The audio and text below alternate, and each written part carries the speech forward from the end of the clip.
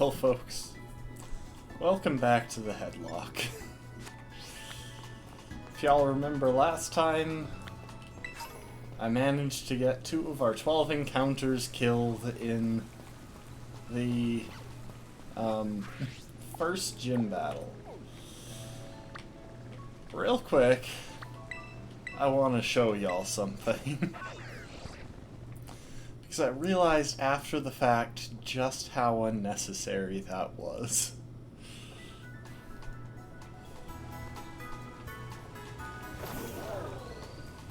If we head back here and make our way just barely into West Province Area 1. One of the first things we will see is a fixed spawn of a Pokemon that y'all might remember from our last run. Oh, I didn't mean to start this with Showerhead in the lead. Hold up. Capsicid. At level 15. Oh, I misspelled Headlock.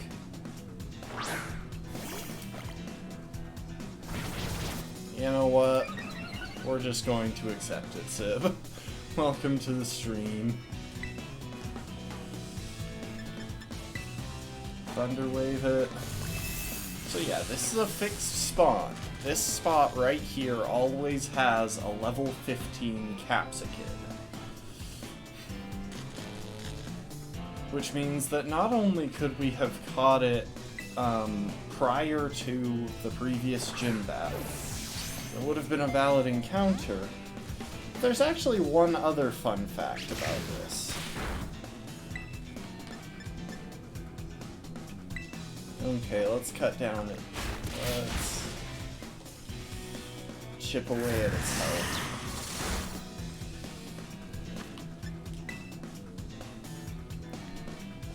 I'm really hoping I don't manage to lose a Pokemon to attempting to catch this thing, because I really shouldn't. So, first of all... no, Cat, I just typoed. But we're going to ignore it. So yeah, if any of y'all were around at the end of the last run, you would recall... hang on, I gotta name this one. Sweet and sour.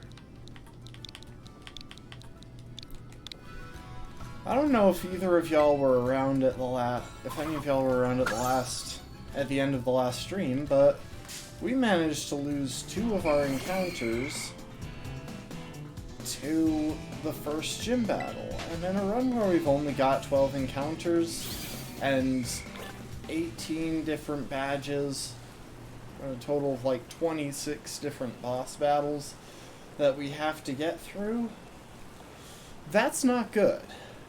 But what I realized after the fact was that that was completely unnecessary. Because if we make a quick flight back to South Province Area 3, and we dip just a little ways into the next area, we'll get access to something that would have completely trivialized the first gym. And again, this was 100% reliable because that first Capsicid in that area is always level 15. It's a fixed spawn. Oh no, come back. Come back, Showerhead. So yeah, in case anyone here doesn't know already, last time around, we started our Headlock, where I'm only using Pokemon with multiple faces, or that can evolve into Pokemon that have multiple faces. Obviously, nothing in my current party has more than one face quite yet.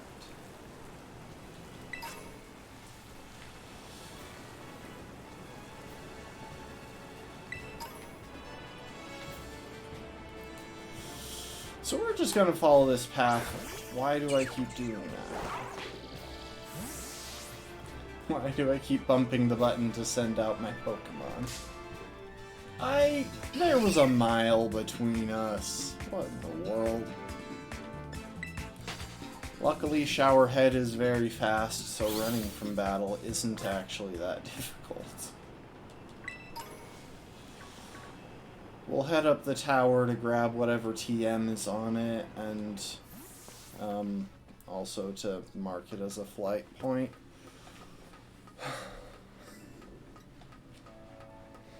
But yeah, if we duck through a couple of high-level areas not too far from here that we should be able to navigate pretty safely, we'll be able to find a Firestone, which is the item used to evolve Capsakid into the Fire Grass type Scoville.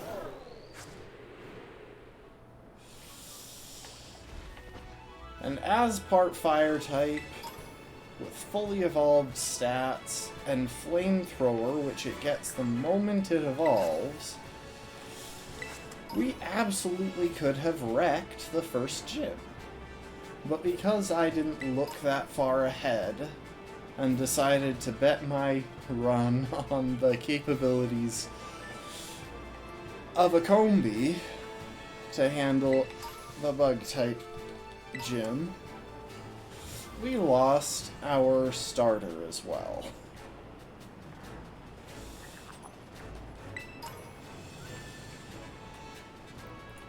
I'm just grabbing stuff as I pass through.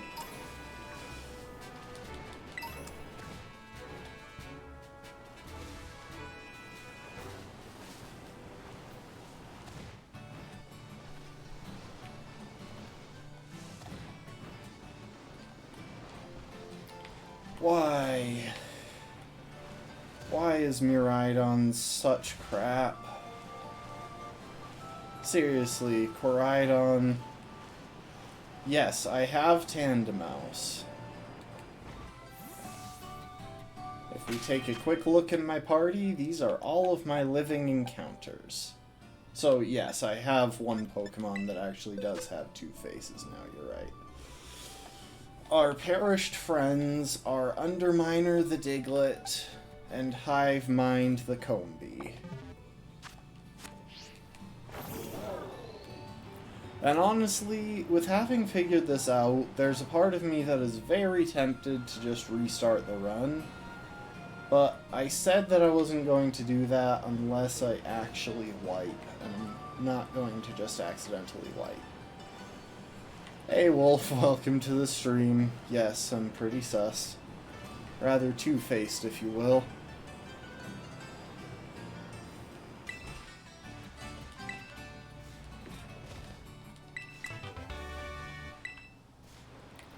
Okay, we got another TM for Fling, and I think there's a TM somewhere in this maze. We're just grabbing stuff. You know what's sad? There have been good 3D Pokemon games. I mean, 3D Pokemon games with good graphics. I am honestly of the opinion that this is a good game.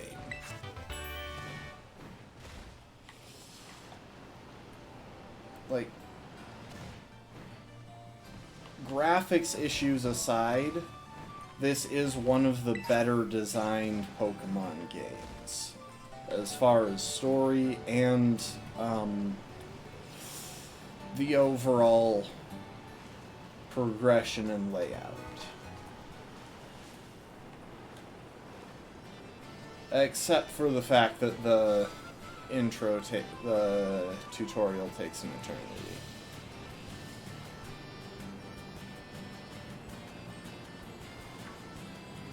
Yeah, my first Pokemon game that I ever played through fully was actually a 3D game. It was Pokemon XD. And of course I did grow up playing Pokemon Stadium because that was one of the few Pokemon games my family had on the N64. Okay, so we're gonna head down here, and we'll cross over there. where the water gets nice and shallow. Actually, I bet we could cross here.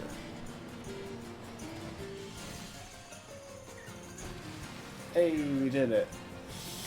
So yeah, here we are in East Province Area 2. Which, admittedly, it's very dangerous for us to be here, because if we run into a wild Pokemon, there's a really good chance that it just kills us. I do have a couple of Pokédolls, so we should be safe to run away from whatever we encounter.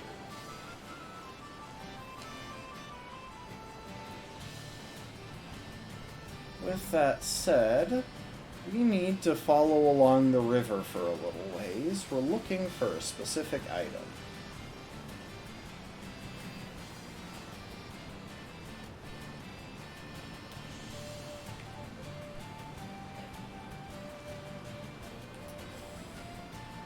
But yeah, it is sad that I realized after the fact how little need there was for anyone to die or even to be risked in that first gym battle. Because once we have the Firestone from around here, we'll be able to evolve Capsakid into Scovillain, it'll learn Flamethrower, and that will not only help us with what we're currently doing, but would have helped us a lot with the last gym. So yeah, the trouble is, other than along the river, I don't know exactly where it is.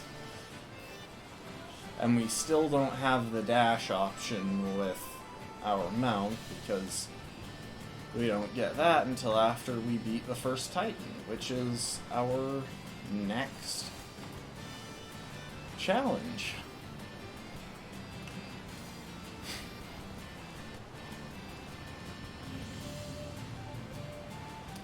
That might be it. That looks like a reasonable area for them to put a Firestone. Nope, that's an Ether. Is this it? Firestone. Here we go. Hey, Wolf, thank you for the follow. 626 is now following.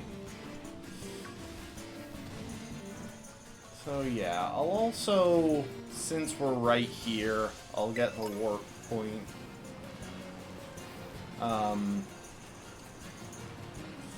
For this town. Not really any reason not to.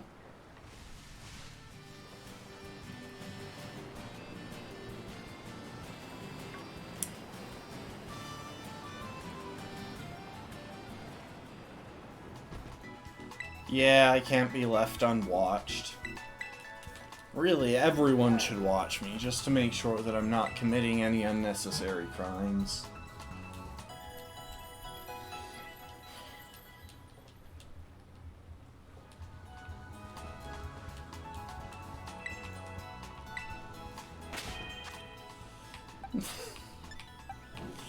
Okay, well...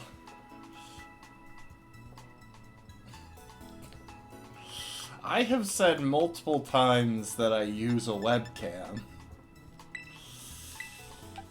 Let's go ahead and evolve Capsakid. Sweet and sour. Congratulations, you get to carry our team for the foreseeable future.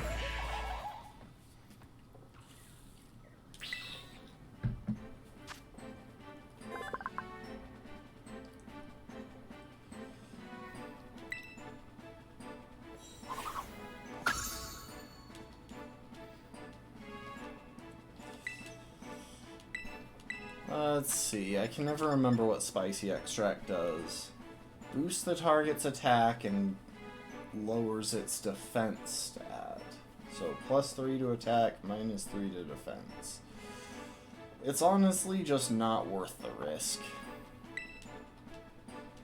However, Flamethrower is absolutely worth the risk. Umbreon doesn't evolve, Wolf. Silly. So anyway, now we have the Pokemon that would have trivialized the previous gym battle if I had, you know, gotten it beforehand. And we've even got the TM for Bullet Seed to give him a reliable 50 plus base power Grass Stab.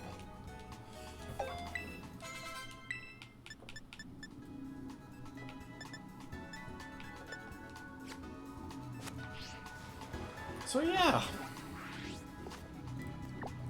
No, I still know how to bite.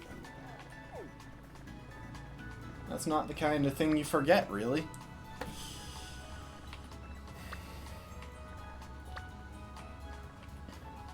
So with all that taken into account, now we're going to start preparing for the for the Cliff Titan. I do actually want to double check, make sure I don't have any other encounters I need to get.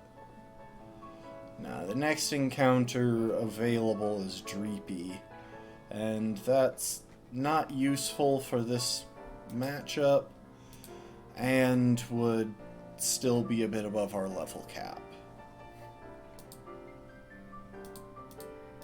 Slowpoke might be doable, but here's the thing. I really don't think this thing has any chance of beating Sweet and Sour. Because I can Terrastalize to lose my I can Terrastalize to lose my rock type weakness. Why did you have to have a modest nature? Actually, what moves can you remember? Hold up. I need to check something. Where do I find the TM for Giga Drain? This is on Switch.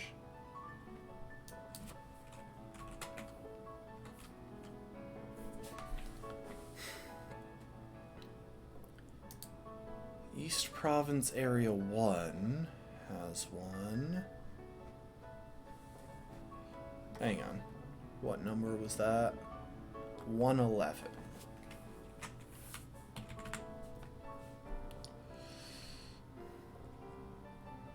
Alongside cliff in northwest by river.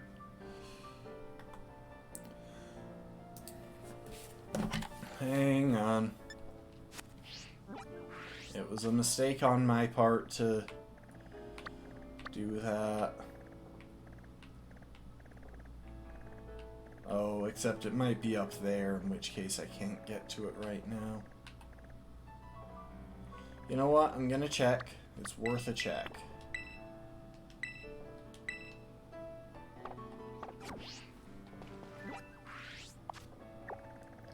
Wait, did I not? Oh. I never actually visited that Pokemon Center. I can't fly to it.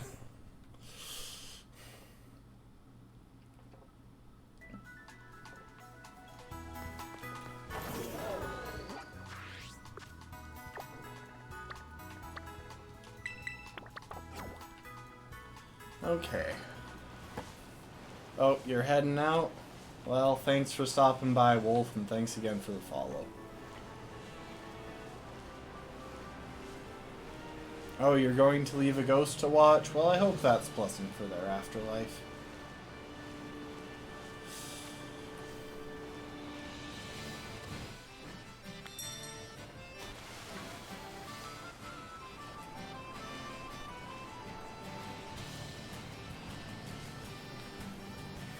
Yeah, we have to go this roundabout way because Team Star has blocked off a good chunk of the path right nearby.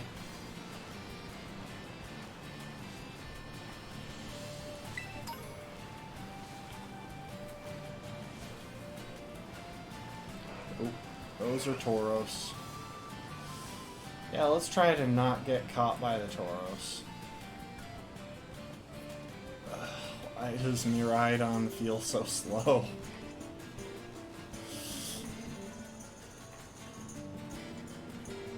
Maybe it's just because I'm lagging so hard. I'll zoom back in.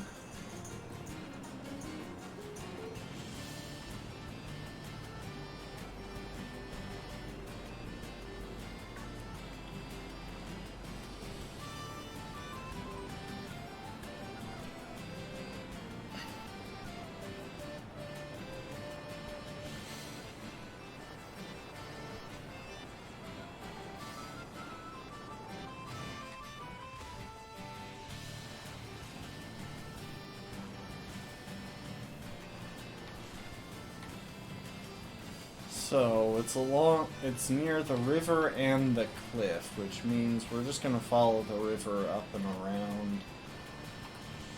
And I'm hoping that we can get a TM for Giga Drain. That would be best case scenario here, because that would simplify this whole upcoming thing, and mean that I don't have to worry about the fact that my current my current nature on Snow Villain is absolute trash.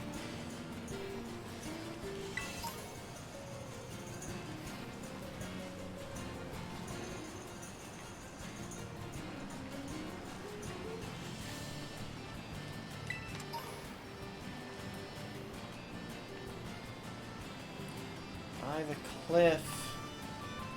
So it said at the base of the cliff by the river. The trouble is there are multiple layers of cliffs around here that are by the river.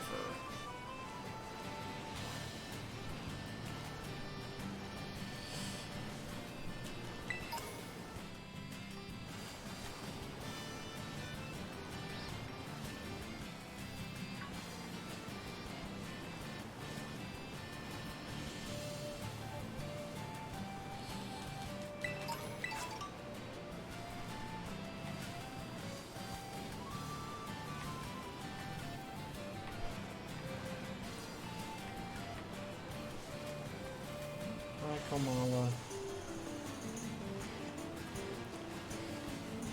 Yeah, I think it's one of the higher levels of cliff.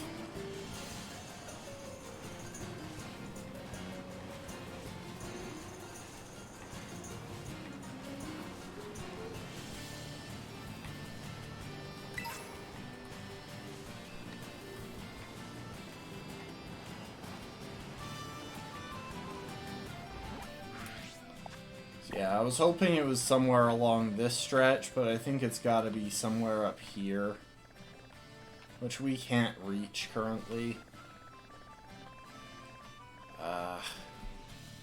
Okay, let's check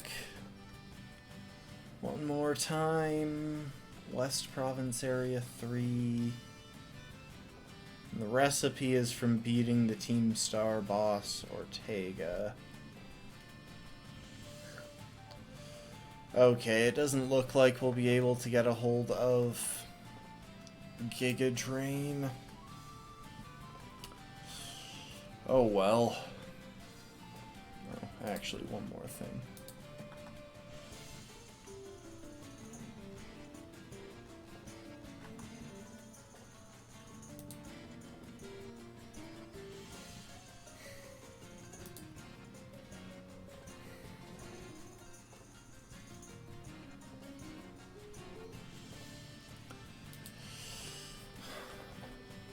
You know what? Honestly, let's give it a shot with what we have right now.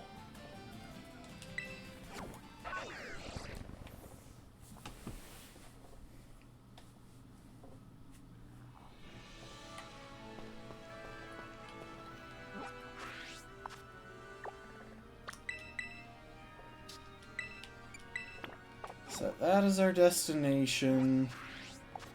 And then we do need to level up Sweet and Sour to 16. Now we don't gain experience during this, so okay, you know what? We don't gain experience until after this. Until after we beat the Titan the second time, so there's really not much point in... Oh, there, Titan. There's really not much point in edging close to the level cap, especially since, the next level cap is 17. I believe. Let's see, do we have a decent item for you to hold?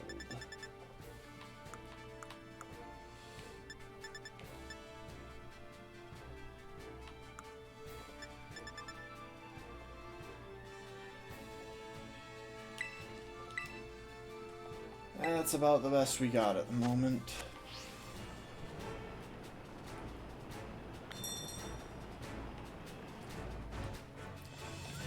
Alright, people. Yeah, I don't think we're gonna get much better than what we have.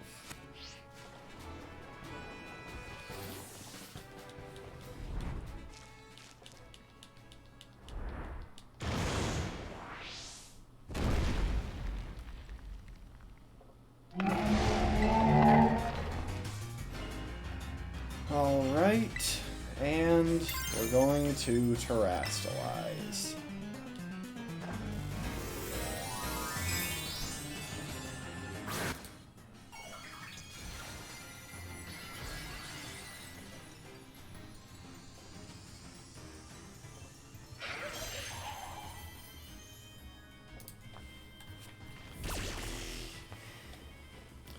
Yeah, this cloth loves to start with block, so generally if you're playing this, you kind of have to, like, you basically have to assume that you're going to get trapped in, which means you need to plan around winning it with only a single Pokemon, if at all possible, because otherwise you're probably going to be, losing a Pokemon.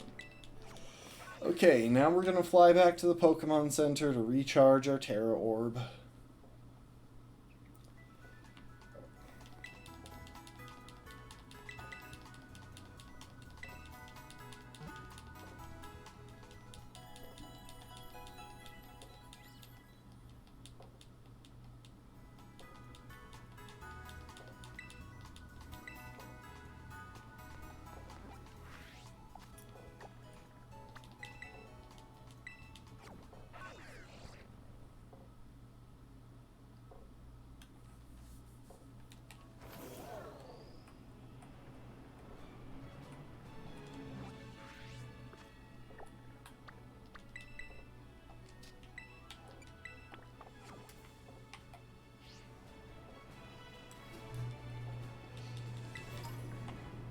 But yeah, having something as strong as Sweet and Sour is completely trivializes a lot of fights at this stage of the game. Like, later on in the game, Sweet and Sour will probably drop off in usability, just because it's pretty frail. But at this stage, nah, piece of cake.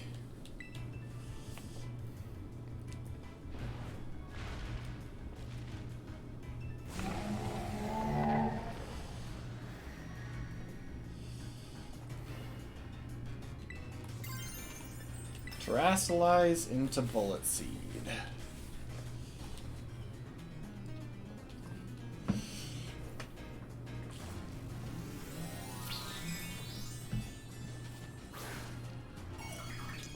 Honestly, I could probably do enough damage without terastalizing, but it is very useful to drop our rock weakness by removing our fire type.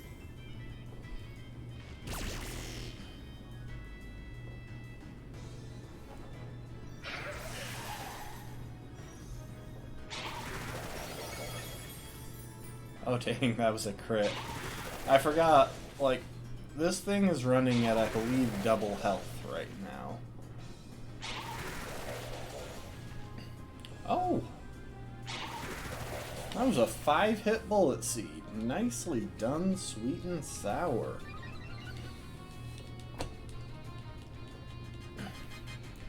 Now, if we can possibly finish this up before it gets an attack off, because it's currently Anger Shell boosted. Thank you, Shelter.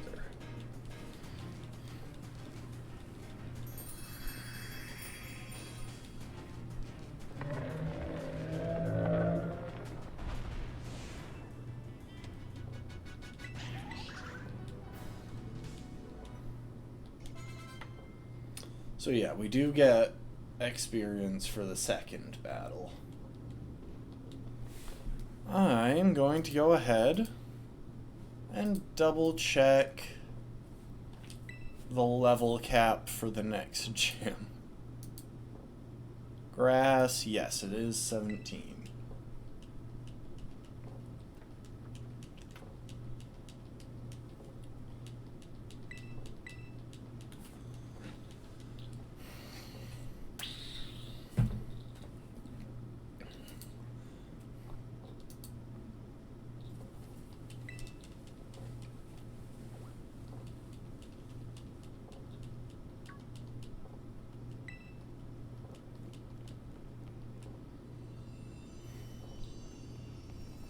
You know, I did forget to check what Sweet and Sour's ability is.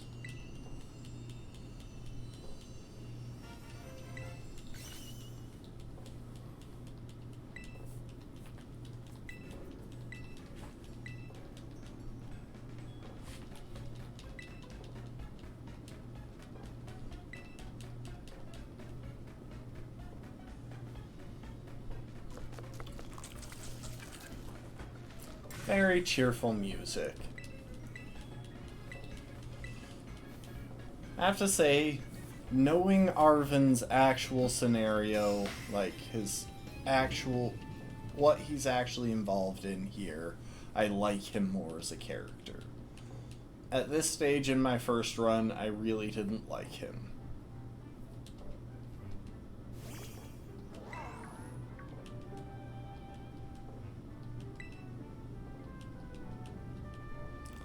And let's give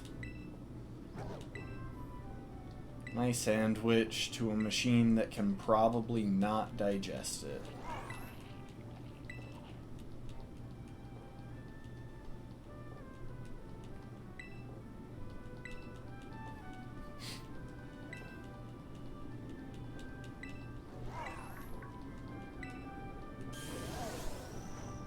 Yeah, like, we saw inside its mouth. It has no throat. How is it eating the sandwich? My immersion is ruined.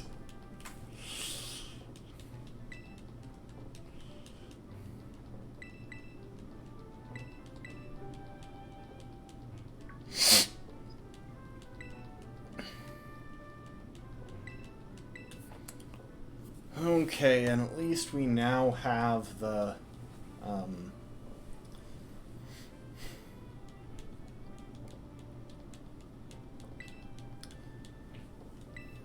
dash ability when we're riding, so we'll be able to pick up the pace when we're traveling around.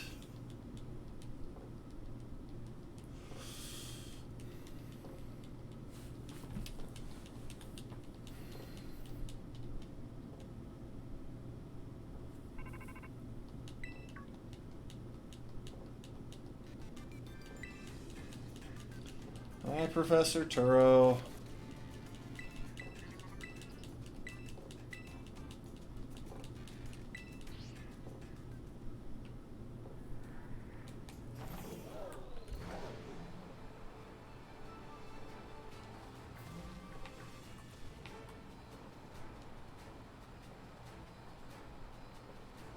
And now we'll just neum on over to Artisan for the next gym.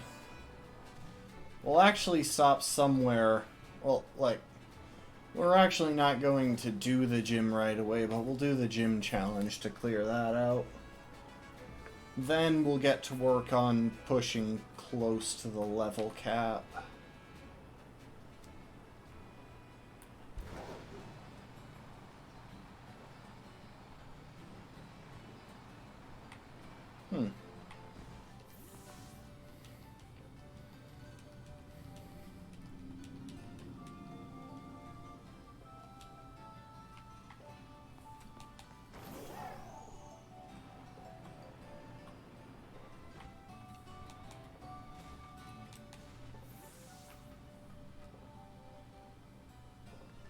Nope, can't climb that. I know there's a TM up on top of this area somewhere. I just need to find the right ladder to take so that I can actually scale this place.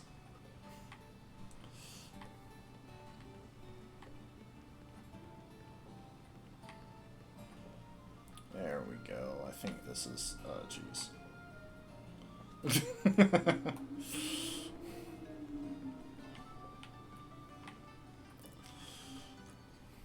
And there's the TM. Skill swap. I don't know if that'll be useful, but can't hurt. Speaking of skills, sweet and sour, what's your ability? Chlorophyll. Okay, same as I had last time. I think sweet and sour has 2 abilities, but I could be wrong. It takes some time for me to remember all of the details on all of the Pokemon from the new generation.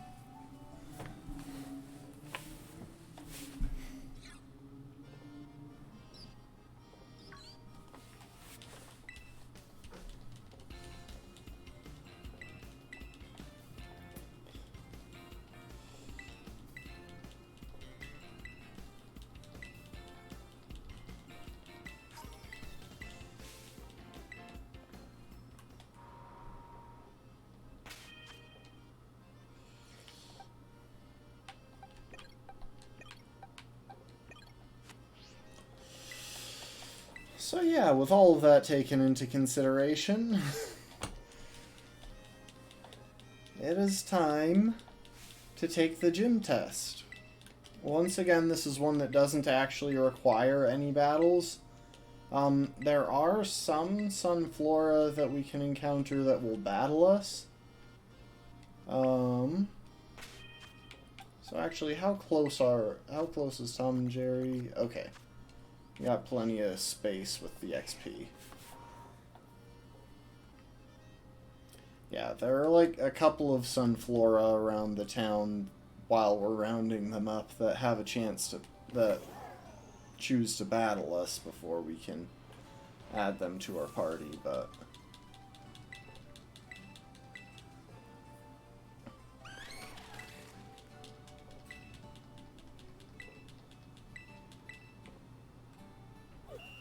And...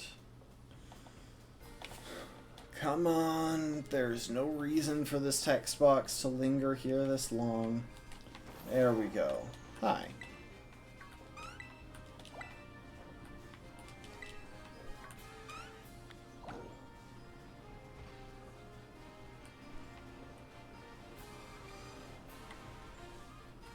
Oh, there's a third one.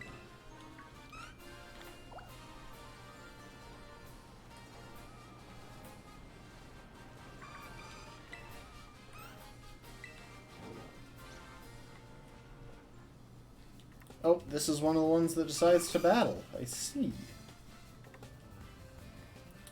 Well, luckily, it's a level 14 Sunflora. It's not going to be an issue.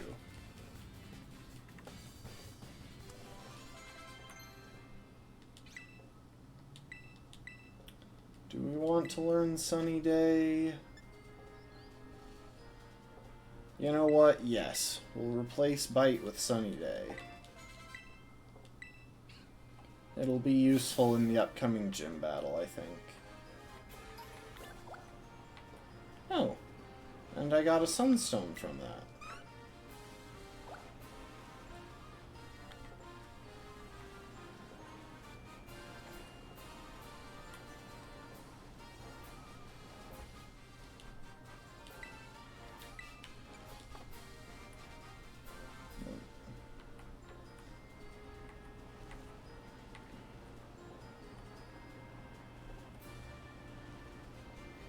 Oh, here's another one.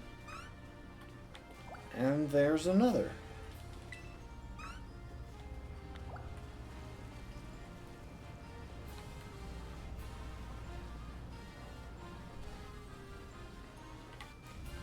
Oh my gosh, why is Miraidon such crap?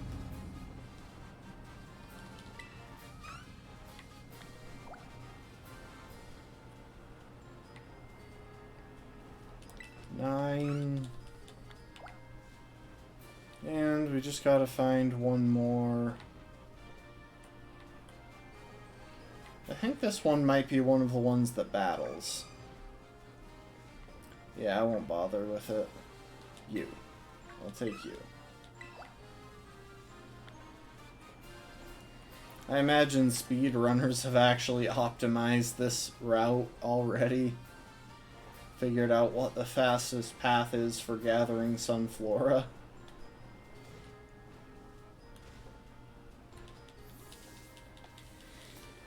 Alright, we got all of our Sunflora.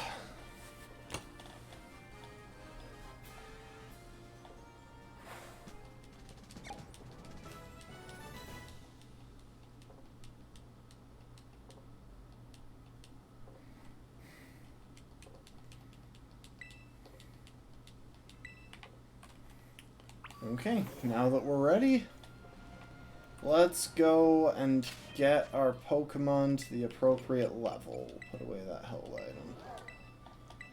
Tom and Jerry, we'll put you guys up front. Sweet and Sour is on a very fast leveling curve, so that shouldn't take long, but anyway.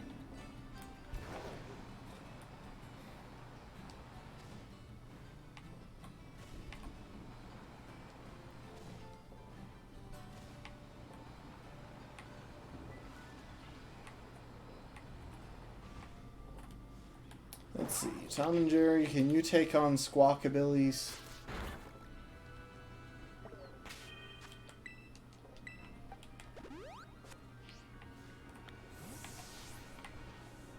Okay, you can't take the Squawkabillies, but can you take Go-Goat? Wait, really? You can't? I really thought that would have been easy.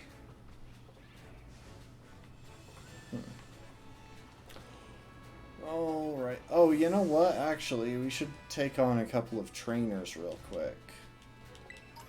Try and get the area reward. Let's fly back here.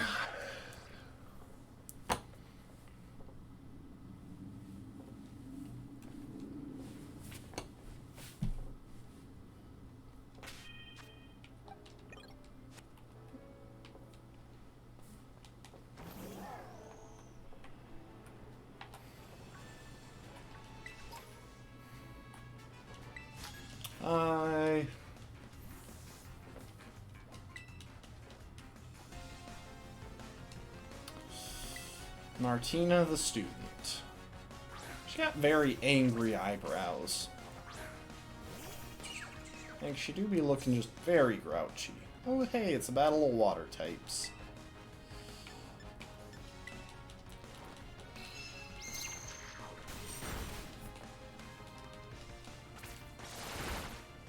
Oop. Okay, we were only hit twice.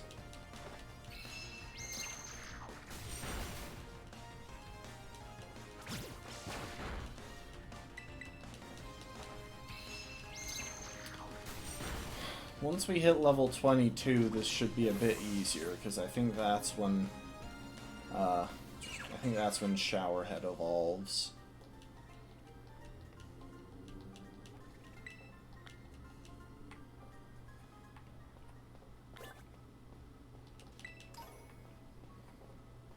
Hey, heal my Pokemon.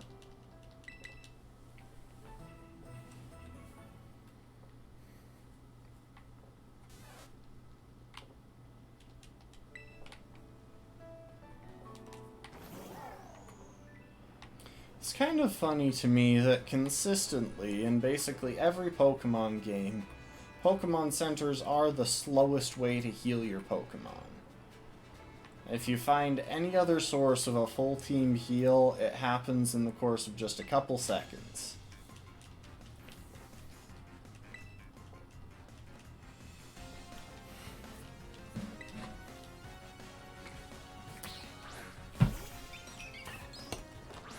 Because Pokemon Centers have that whole fancy animation with it, it takes longer with them.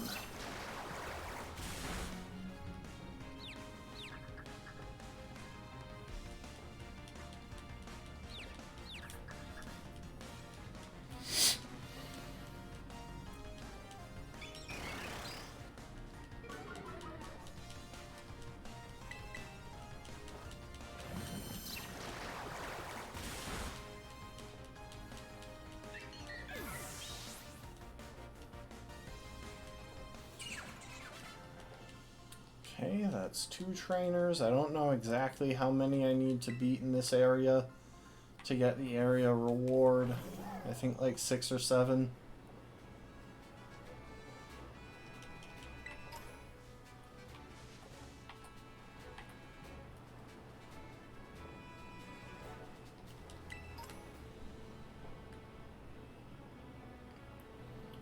Stick to the ones along the path for the moment.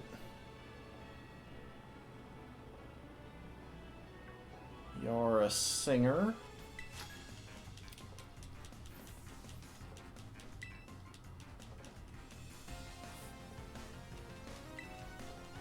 A musician, sorry. Not necessarily a singer.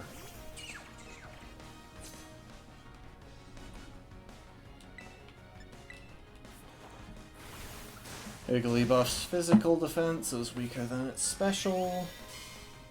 Though now that's probably not the case since it used Defense Curl.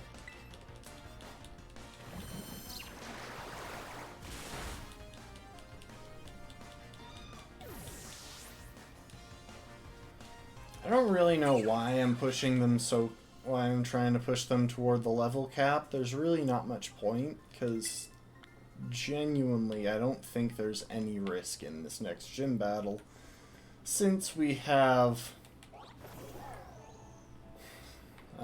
sweet and sour.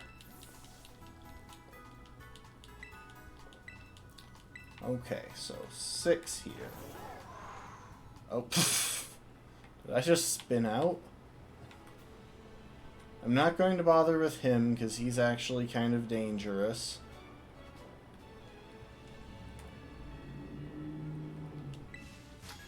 I'll fight you.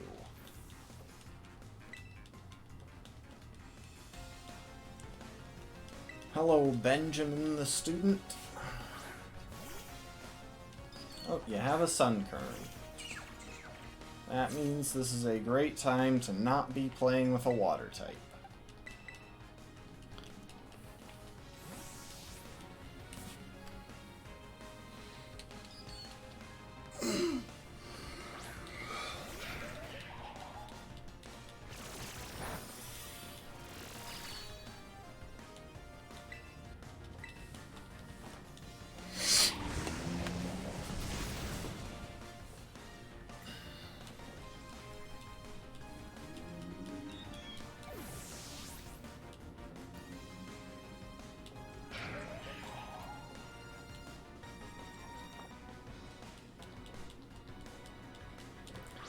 And I could Terrasilize to get rid of my Rock-type weakness here, but I don't actually think Bonsly knows any Rock-type weaknesses, or any Rock-type moves yet, and either way, Bullet Seed is gonna one-shot. Huh? Oh, I guess it was a high roll, low roll situation. Yeah, one thing y'all might not know, when Pokemon attack, it doesn't have a set damage calculation, there's randomness involved, so it'll get a certain amount of damage from within a specific range.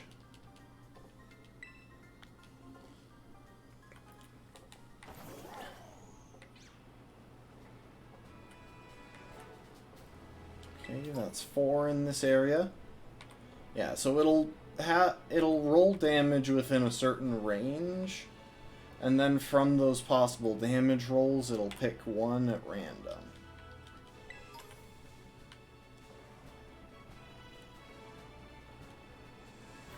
Oh, hello. I didn't even realize you were here. I kind of just go to the tower whenever I'm in this area. Heal me up.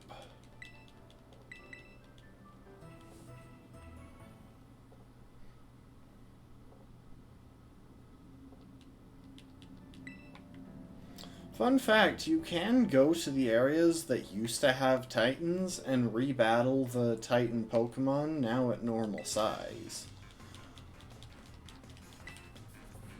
They get the tag Former Titan. And I think they've got naturally like 30 IVs in every stat, which makes them really strong. Yeah.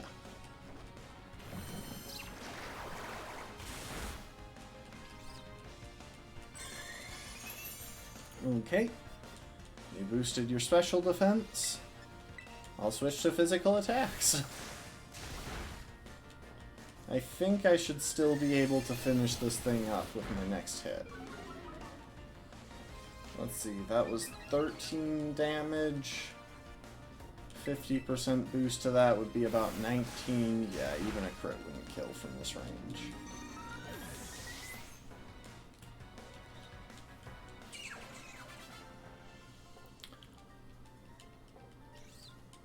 That 5, I think that's 5 out of 6, but unfortunately we're pushing a little too close to the level cap for my liking. So we're gonna heal up real quick and then go and take on the gym.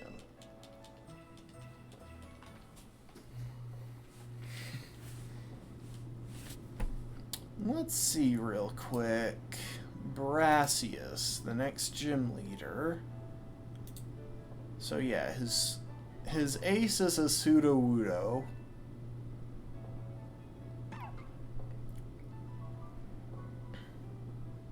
There's really nothing we have to worry about from his lead, though, since we're running a grass type. We're immune to sleep powder. Oh, I forgot to exit out of Discord.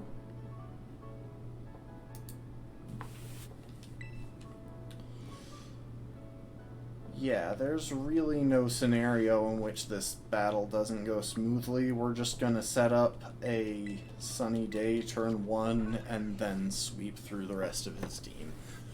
We won't terastalize until his Sudowoodo comes out. It will cut the damage of our fire type move, but it'll protect us in case. I think his Sudowoodo might actually have sturdy. Hold up. Yeah, his Sudowoodo has sturdy, so we will need to survive at least one hit. Genuinely, I consider this guy one of the more dangerous gyms for most Nuzlockes, because his Sudowoodo is just very oppressive. Rock and grass coverage hits most of the spectrum apart from steel types. And with his sturdy ability, it's impossible to one-shot him generally. Oh. Not yet. I realized that I forgot to put my team in order. Okay, my team is in order. Yeah, there's literally no scenario now where I lose.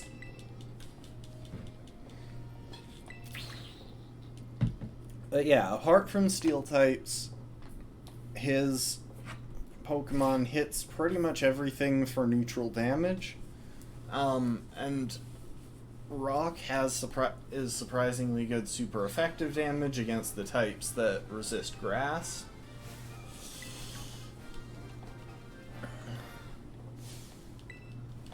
Which makes it pretty hard to deal with, especially when it gets a couple of Trailblaze boosts under its belt. I think I lost 2 Pokemon in my first gym battle, in my first attempt that reached this guy.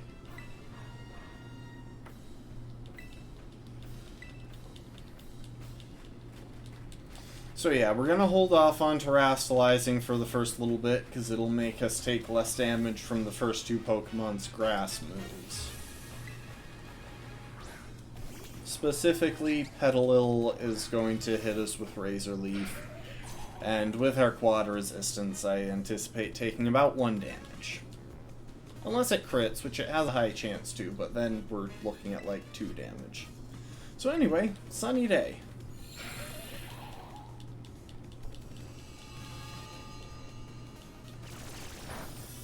Oh, I thought it had... Oh, it has Mega Drain, not, Razor Leaf. It's Petalil, or it's his Smoliv that has Razor Leaf. But it also has Tackle, so that won't affect anything. Yeah, keep our current Pokemon. And might as well terastalize. It won't make a difference. Sun-boosted Flamethrower from just about anything is going to kill this Smoliv.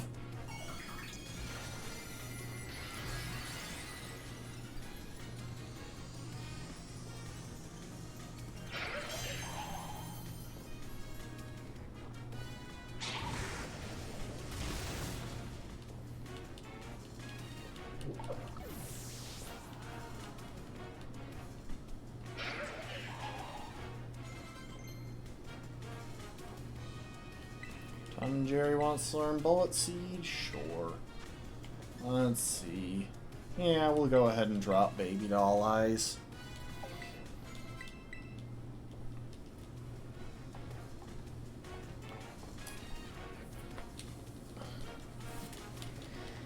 So yeah, we won't be able to finish off his Sudowoodo, but we don't even need to worry about its Trailblaze boosts outspeeding us, because legitimately it can't. We're under the effects of chlorophyll, and it's a naturally slow Pokemon. This is what I mean when I said I'm sad that I didn't think of doing this earlier, when it would have literally given us the first gym battle for free.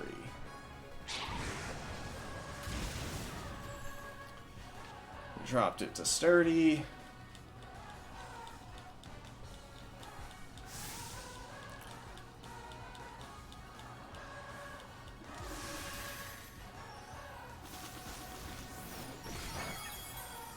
And see, even... Okay, I guess it wasn't quad resisted there. But even resisted, it did a good chunk of damage. A lot of Grass Terra going on right here.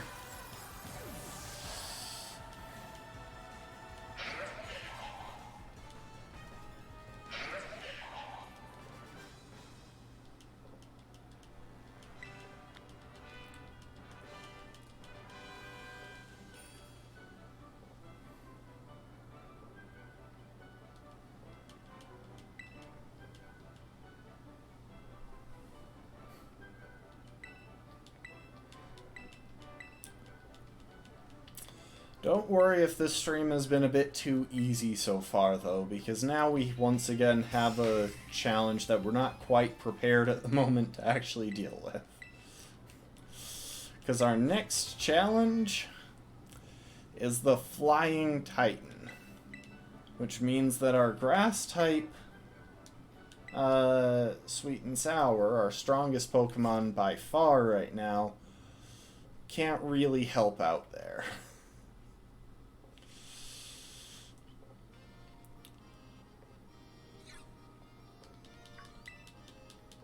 Hi, you. I can't remember your name.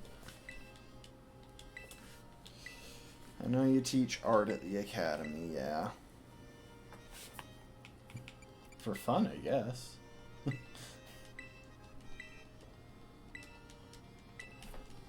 love how he says all paths lead to the great crater of Paldea when, like, we've been specifically told not to go in there.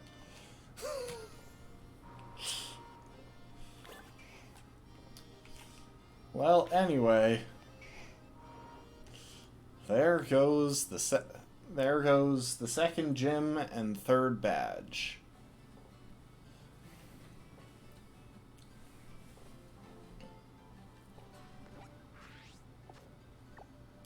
So yeah, before we go anywhere, we're gonna pause for a minute, because I need to use the restroom. So try to stay out of trouble. But yeah, I'll be right back, and then we're going to figure out how to prepare for the Flying Titan.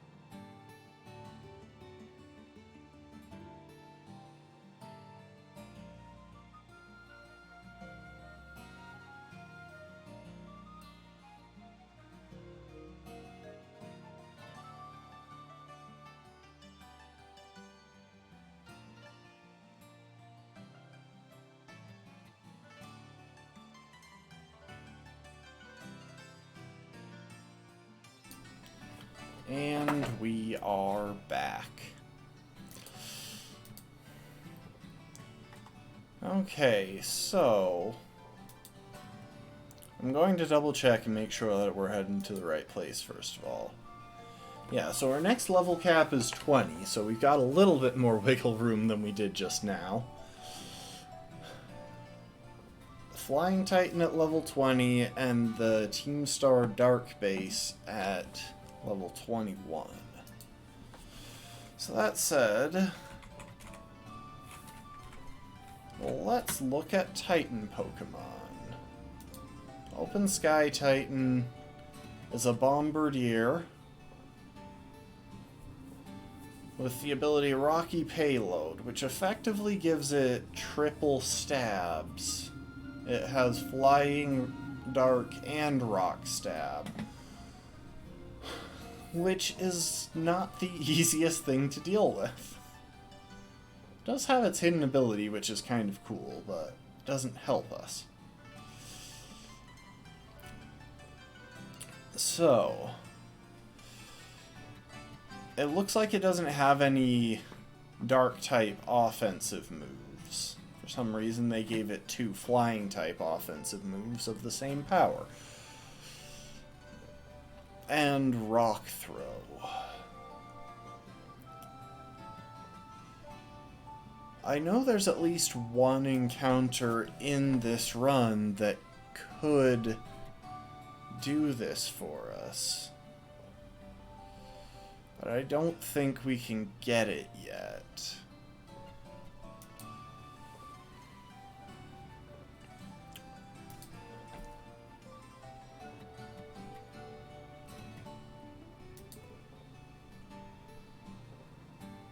Maybe, actually.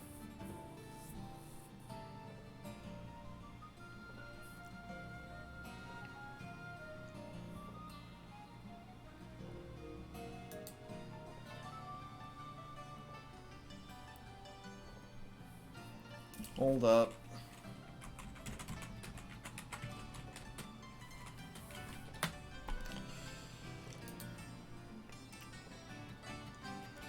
East Province Area 2. Yeah, unfortunately, we're really poorly set up to deal with this. Oh. It's the only Pokemon available, the only Pokemon available that's even close to being a good match for this situation is Magnemite, but I don't think we can get Magnemite under the current level cap.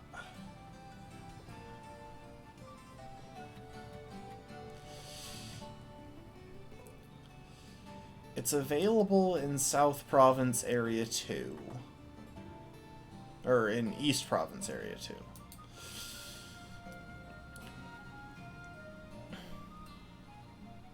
But that means that it should be too high level for us to actually use.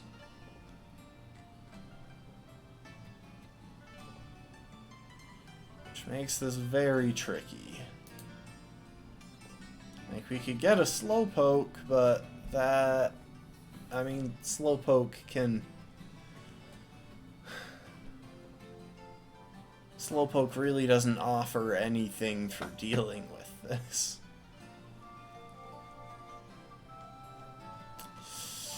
Yeah, this is gonna be a hard one.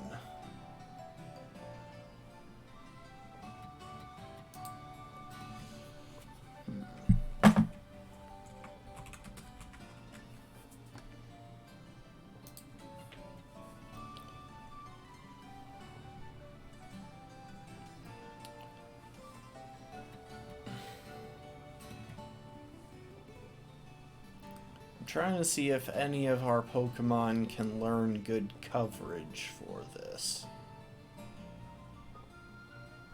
So our best coverage option at the moment is probably Rock Blast, but it doesn't look like any of our other Pokemon can learn it. It's like Diglett was the only one.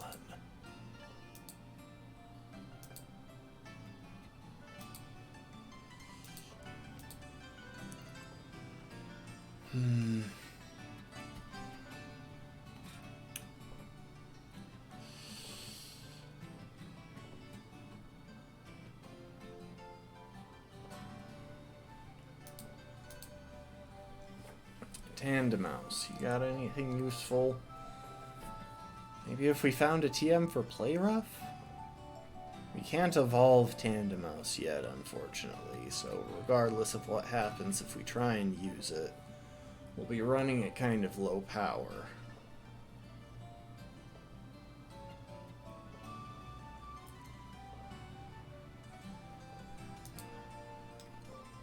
Play Rough is TM 127. Looks like there's a... Oh wait, we might actually have a copy of it, so that might be doable. Wiglet, what about you? You got any ice coverage, perhaps? Or rock coverage? I ain't picky. Gets Ice Beam, but I don't know if we'll be able to get a TM for Ice Beam.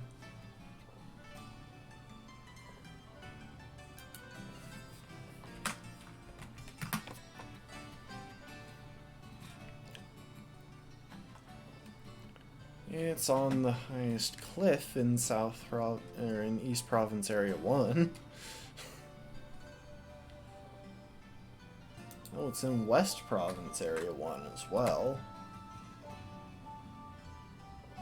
On the southern cliff face of South Mountain.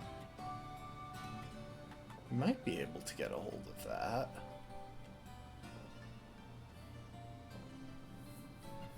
Yeah, that could be doable.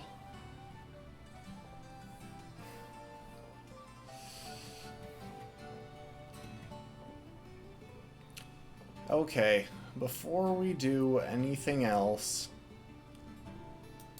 let's go and get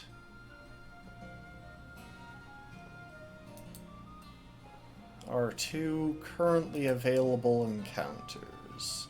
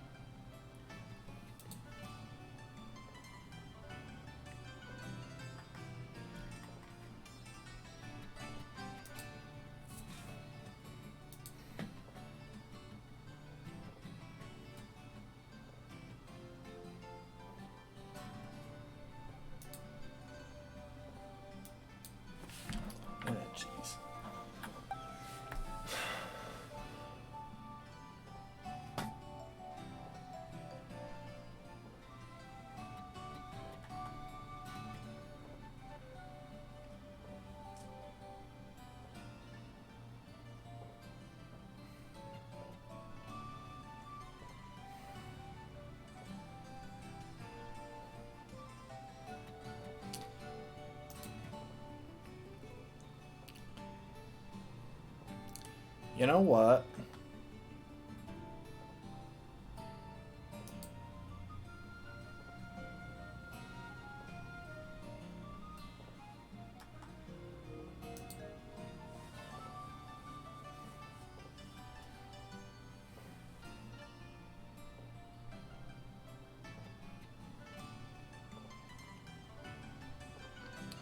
We'll get our 2 available encounters that I'm almost certain we can get under the level cap.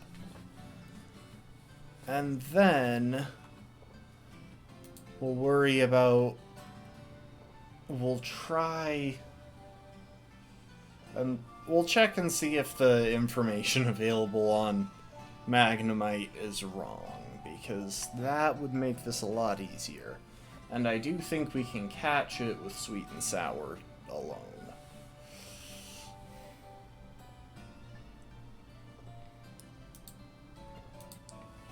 So, anyway, first things first. We warp. Well, I'll set a destination, like, here. And then we'll warp over to here. So yeah, we're going to go into one of the various completely optional locations in the game. South Province, Area 4. You can completely finish the game without entering this area.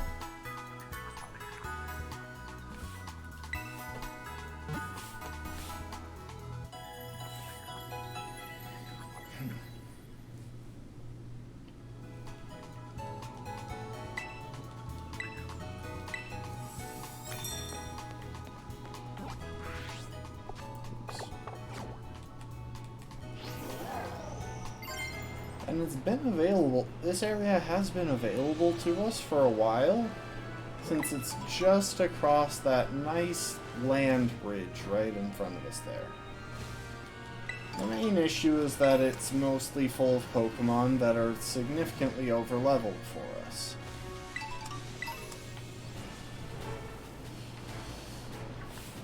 Now,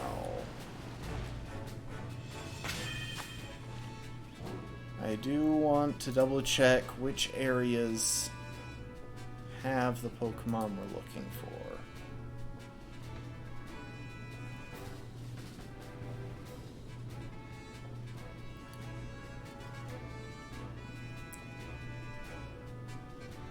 Okay, so we're looking... It's a lake, river, swamp biome Pokemon. Which means we'll want to look around sources of water. We may want to go and find, like, a meal somewhere.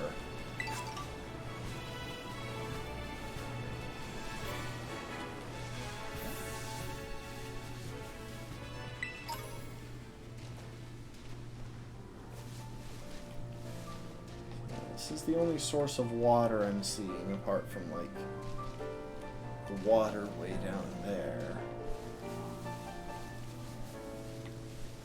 Like, this is the nearest source of water, I should say. The encounter that we're currently going for is Flittle. Or, not Flittle. Sorry, we just saw a Flittle, that's why I was on the mind. The encounter we're currently going for is Dreepy. A little dragon worm dude.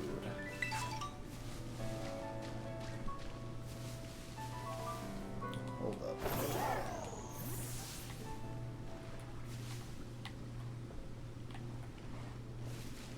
Oh, that's mischievous.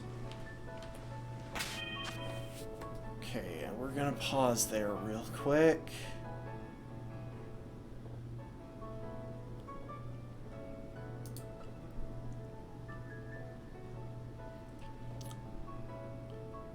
Looks like there are no fixed spawns of Dreepy.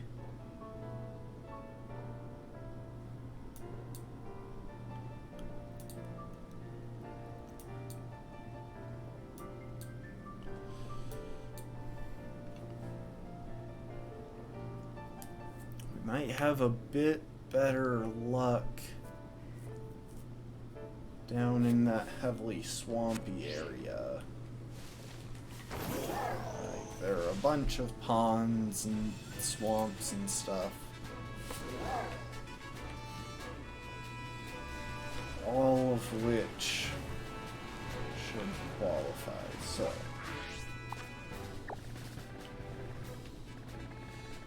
Okay, first things first.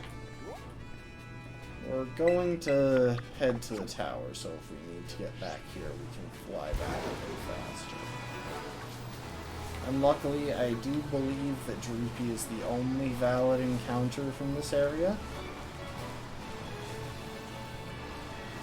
Which means we shouldn't have any trouble bumping into stuff that would take its due.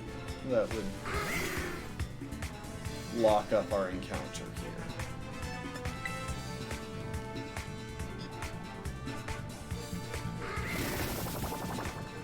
Don't haze me. That's not appropriate.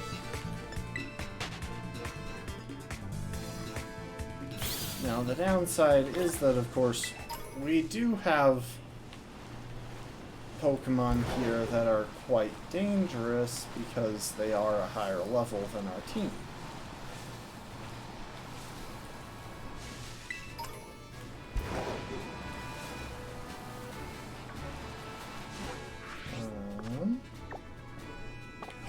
Yeah, it looks like going around this way is going to be the fastest. Got some water here. Any chance of a Dreepy spawning?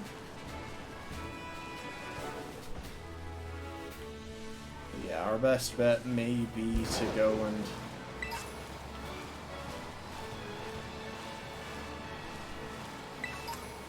track down some shop with a meal that boosts like ghost type spawns or dragon type spawns.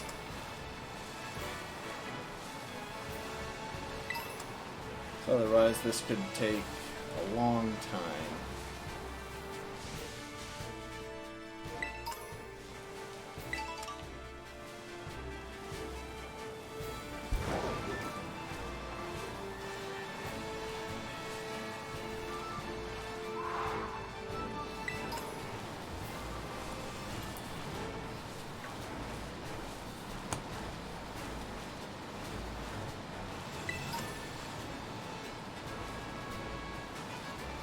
There's a sawsbutt.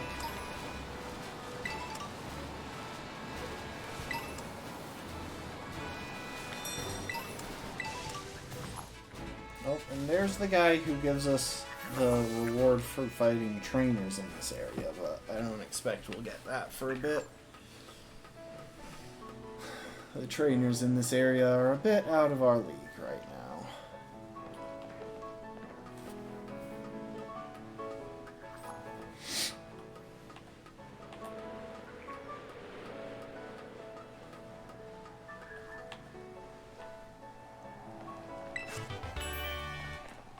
Got a TM for Fire Spin. That could come in handy.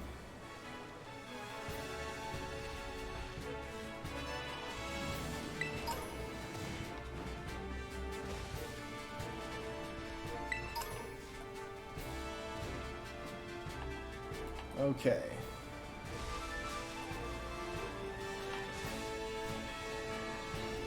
These are pawns. And there are a lot of them around here, which should hopefully help with the spawn rates.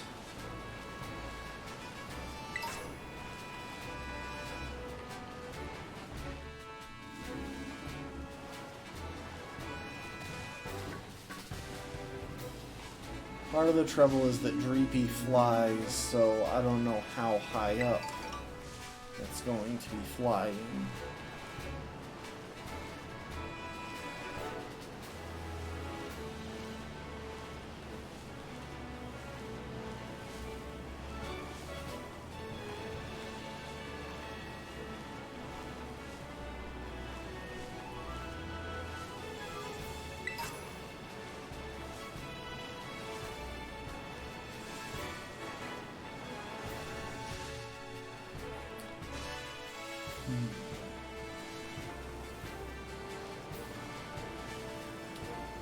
Yeah, I think the smart move here might actually be... Ooh, we got Ice Fang. That could come in handy.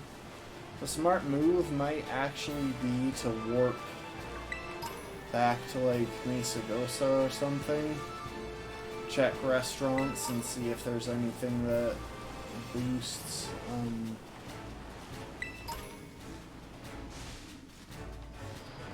dragon type spawn rates.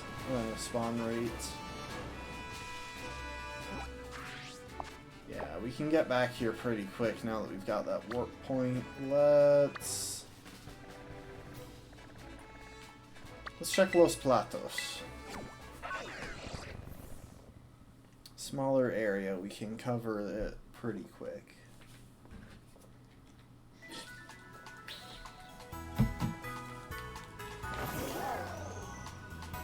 So let's see.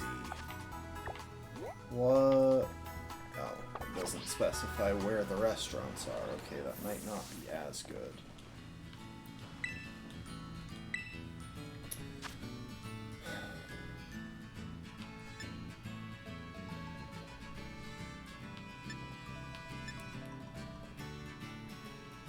Counter power. None of those are in counter power.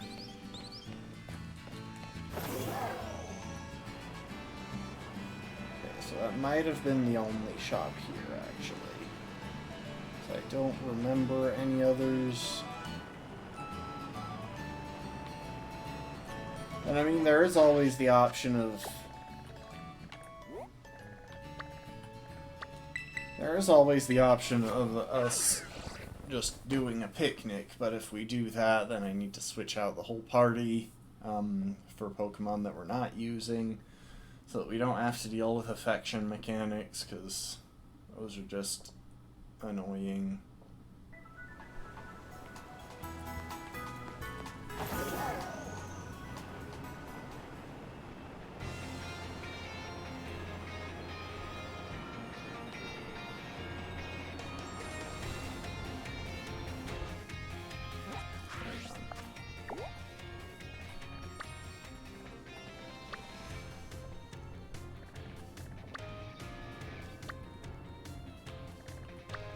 Okay, we'll head here.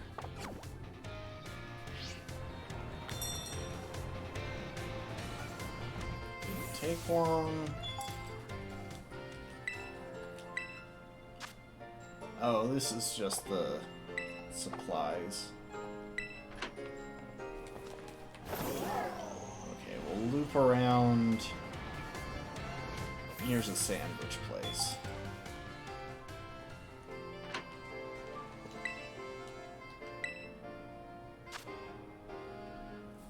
Encounter power water, encounter power fighting, counter power electric. Okay, let's remember that electric one. That could save us some time trying to find a Magnemite.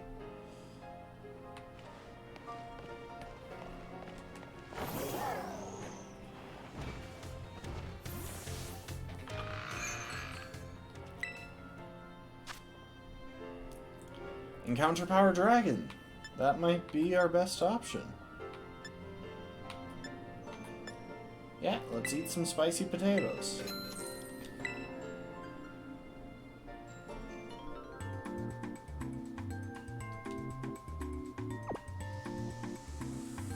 Oh, I should have swapped out my party.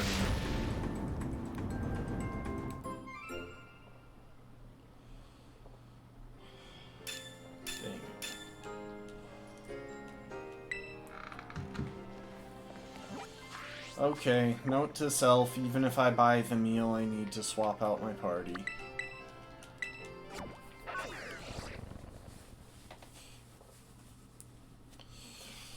I suppose I could check a couple of the raid dens in this area. That could also do the trick.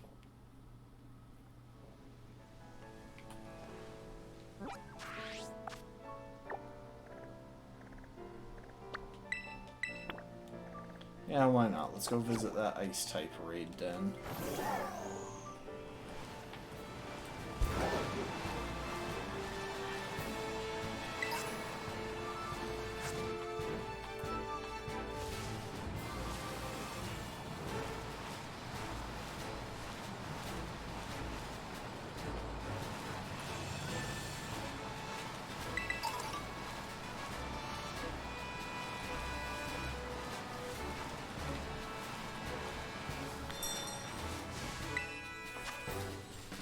Nope.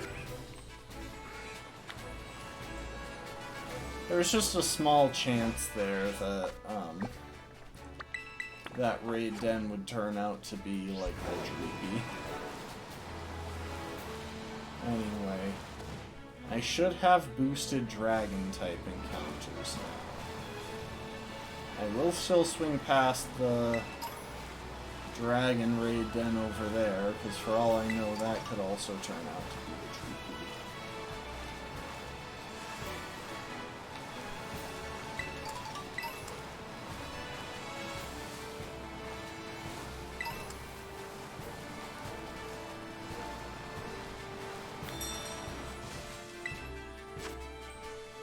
Nope, that is a Formantis.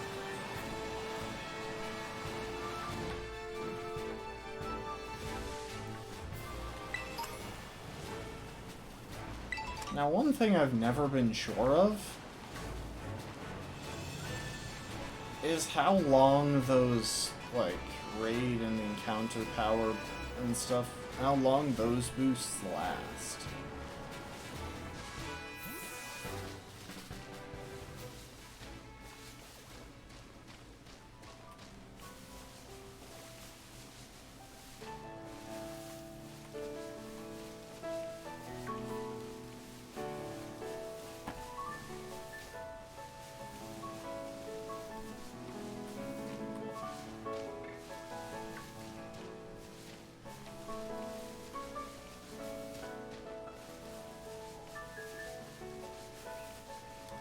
bump into a Goomy real quick. I just want to see how high level it is. 18. Okay, so that's probably a pretty typical level for...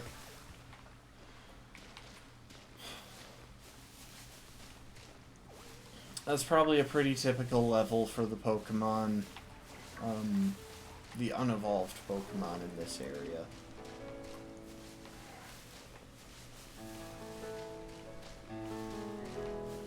So we're getting plenty of Goomy.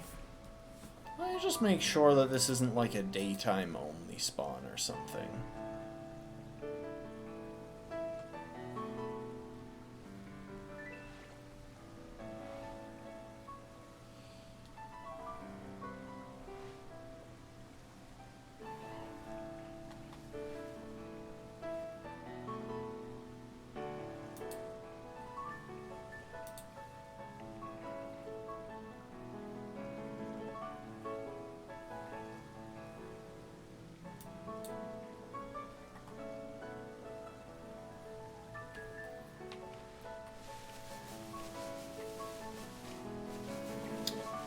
Trouble is, I can't remember where to actually check that. Like, since Dreepy is part ghost, I feel like it should be a nighttime spawn, but hey, I could be wrong. Wouldn't be the first time.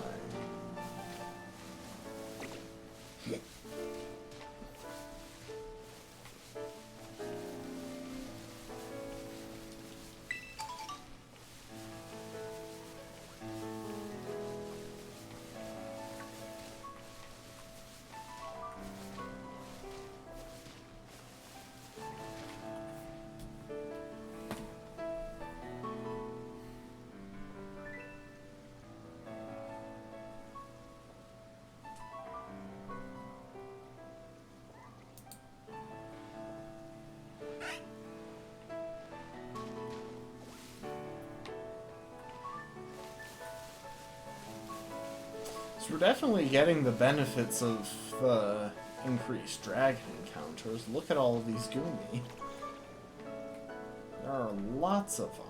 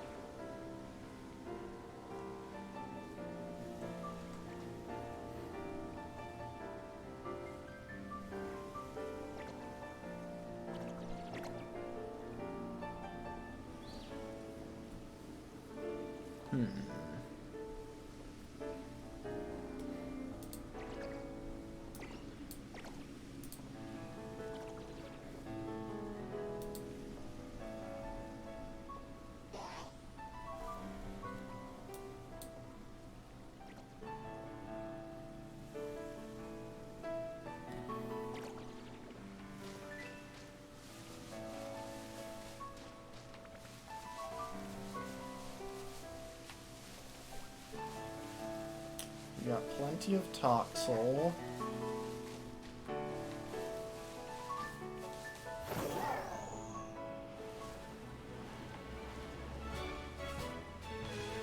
Okay, so that music change, I believe, means that it's now morning.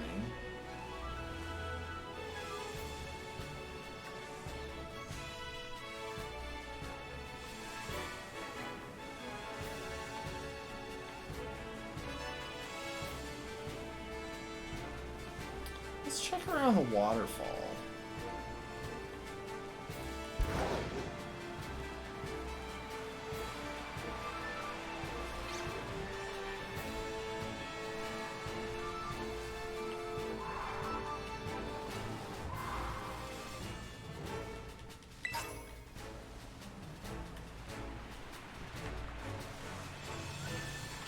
There's a Dreepy. I see it out there in the water, but I can't encounter it from here. At least I don't know if I can. Hang on. Run.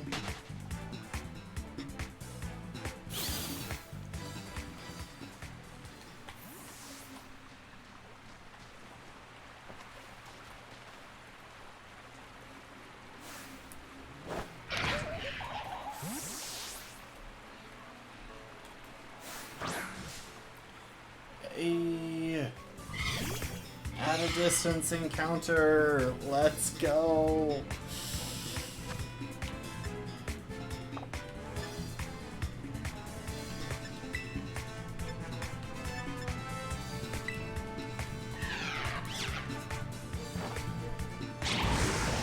Should survive.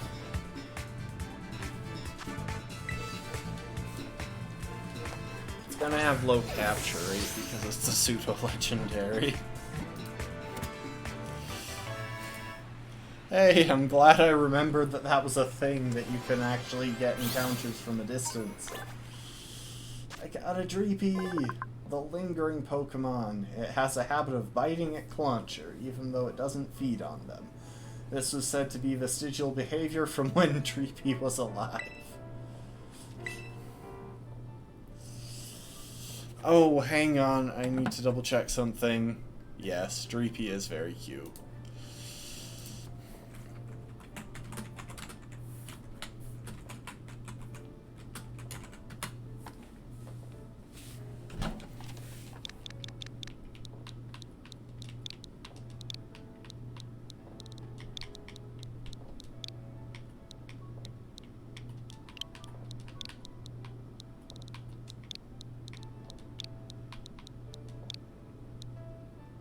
Hang on. Dev and Cornwall. You know what? We'll go with Corny.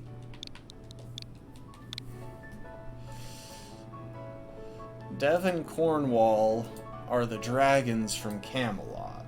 And this will make more sense once Dreepy evolves because they're...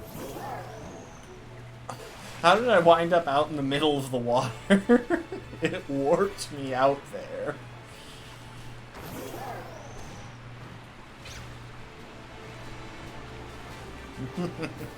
That's actually really funny. Anyway. Yeah, so the thing about Dreepy is that it will evolve into Dracloak, which is carrying a Dreepy, and then it will evolve into Dragapult, which is carrying two Dreepies.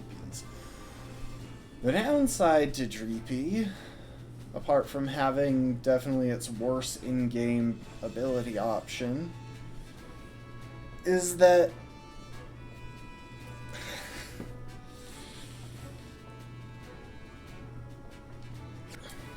it doesn't evolve for the first time until level 50.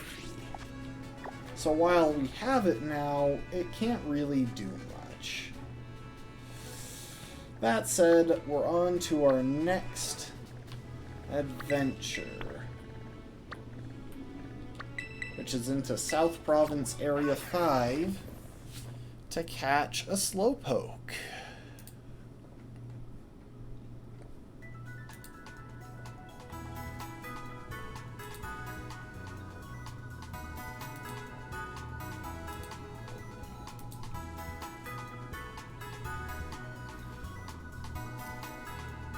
Let's see, South Province Area 5.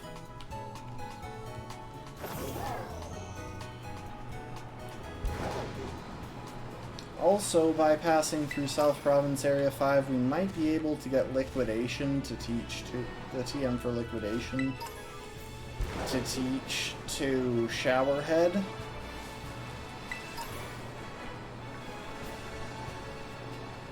Which would be very useful.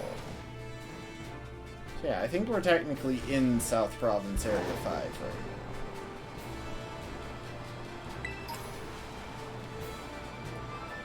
now. I probably should have stopped at the tower along the way. Oh, that must be what it's talking about. Hold up.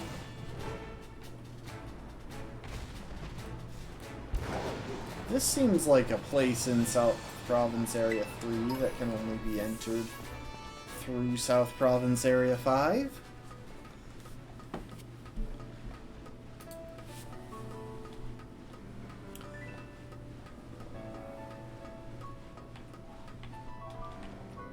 I have never been up here.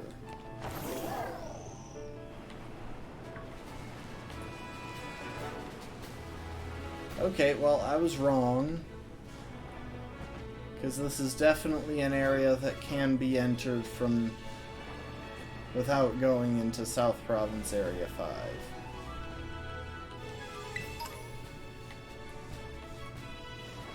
Unless it's like down here.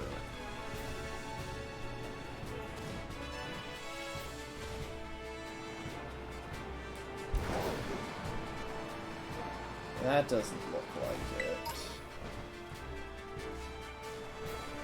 Maybe it's... No, it can't be back the other way.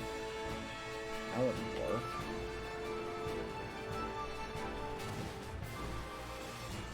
Oh.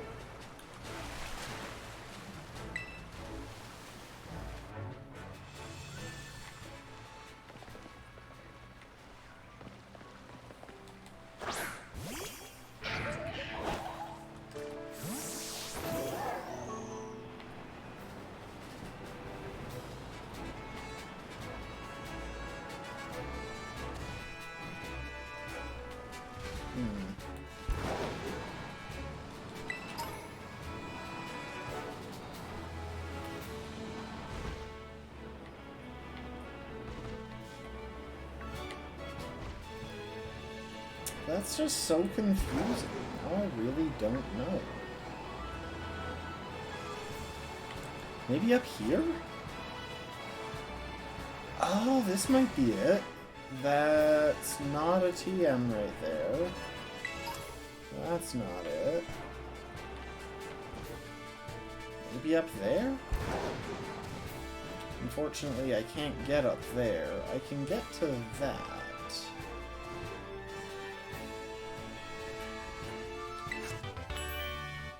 That's Flash Cannon.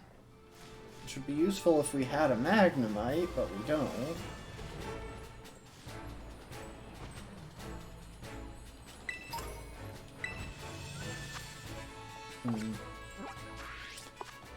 Okay, real quick, we're gonna try this a little bit differently.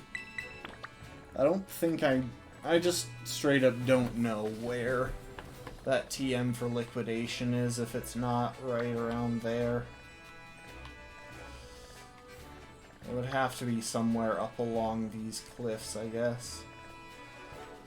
But anyway, we're gonna warp to Artisan, get the tower warp unlocked,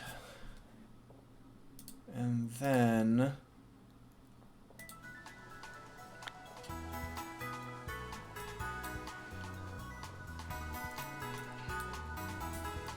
we'll be able to, once we've unlocked the tower warp, we'll go ahead and head into... Oh.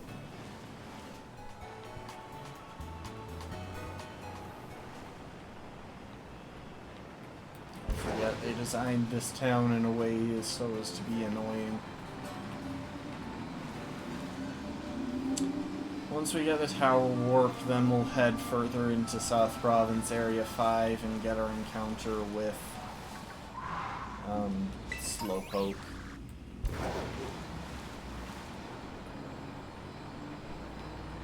See, Slowpoke, neither of its evolutions actually seem like they would be valid encounters, but Slowbro and Slowking both have a Clamperl that has clamped onto them in morphed form, which means the part that it's attached to them with is its mouth, and it has its own eyes. Making it very much a valid encounter.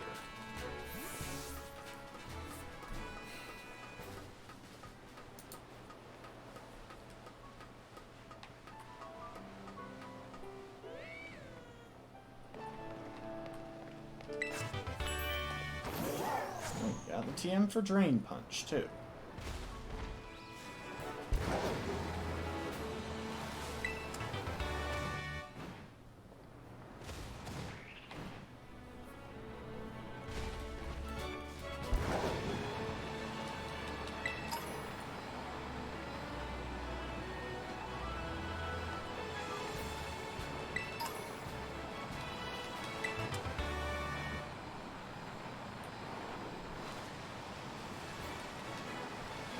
Oh, there is one more place I can think that that TM might be, actually. Hold up.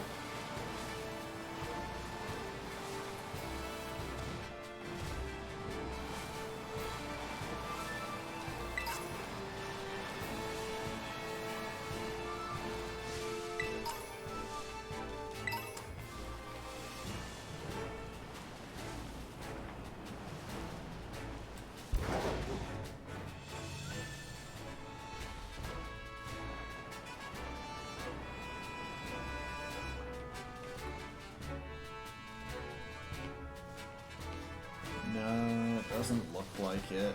I was hopeful, but oh well.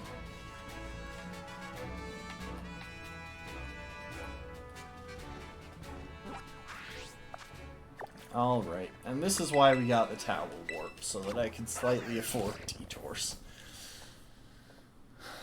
Okay, we still got some time.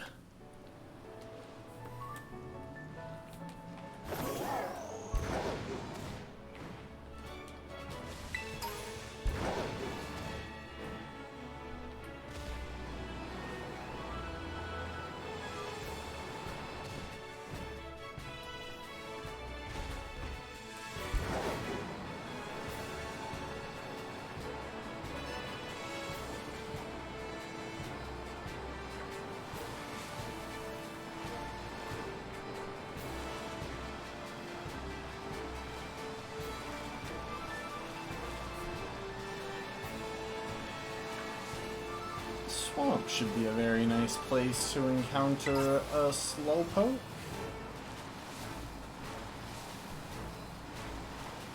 Or perhaps even over here by this pond.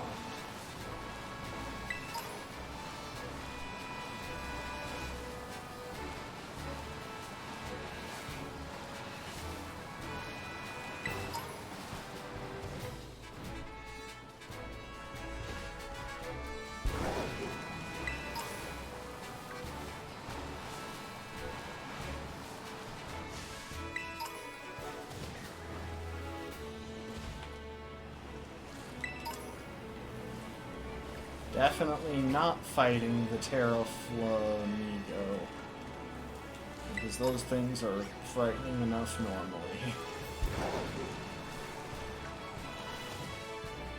Okay. I didn't see any over there, but there will definitely be some by the beach.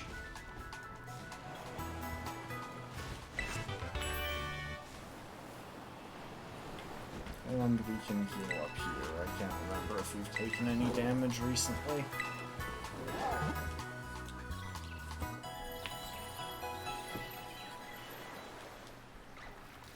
You know, something did just occur to me. If we're scouting types, we can actually just use the little targeting feature. It's like...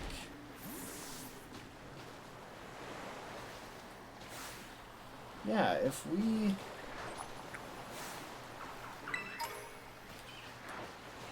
do this.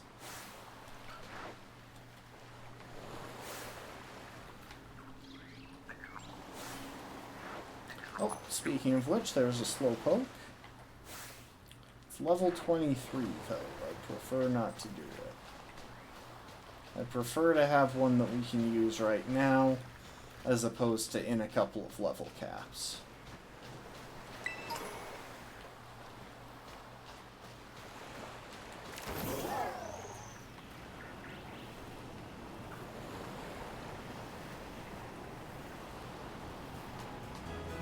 But yeah, if we're looking at Pokemon, we can actually use that targeting feature to check what level they are.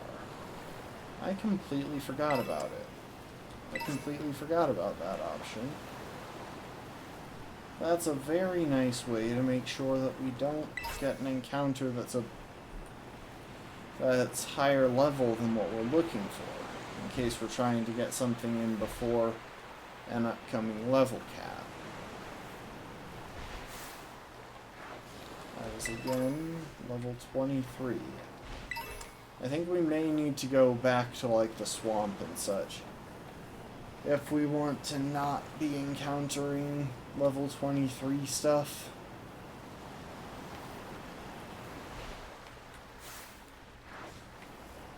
Yeah, they keep coming up level 23.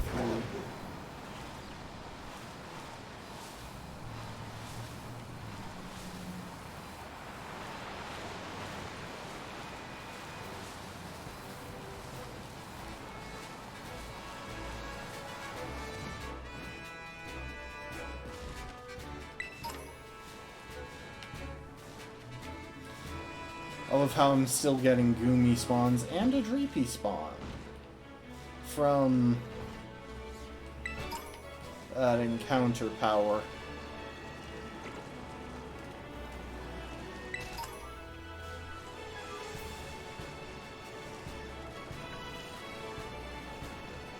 Yeah, I think Dreepy might just be in the daytime.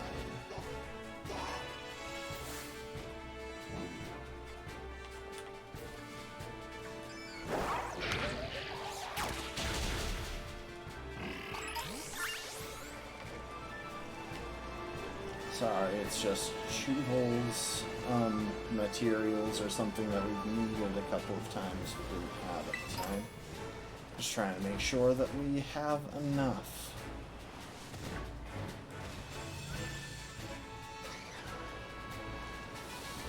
I wonder if we can find something for psychic encounter power. So let's see real quick.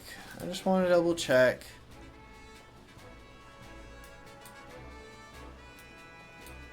Yeah, they definitely don't just spawn on beaches.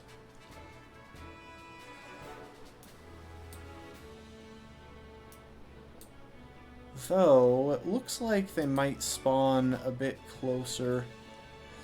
Oh, never mind. It looks like Slowpoke's lowest spawning level is 23, so there goes that plan. Alright, well, in that case, we won't bother with Slowpoke right now, though having that warp point here in Area 5 will be helpful.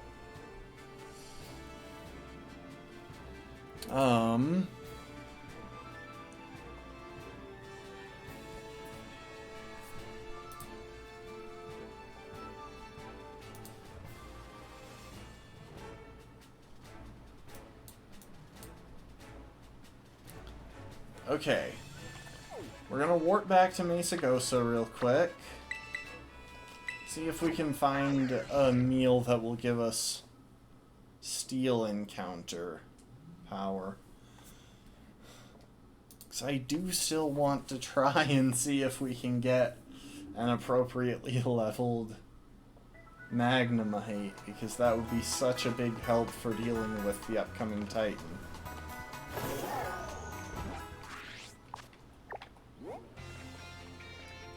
So, yeah, it looks like... Jeez, it looks like the restaurants don't actually show up on the map, it's just the other shops. Or maybe just some of the restaurants. I'm just very confused about how the map works at this point. But we're gonna duck back in here. Maybe we'll be lucky. And...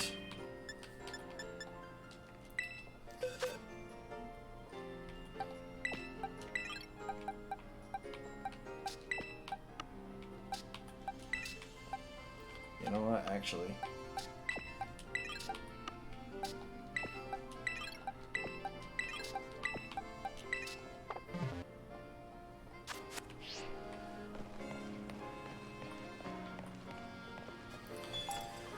yeah.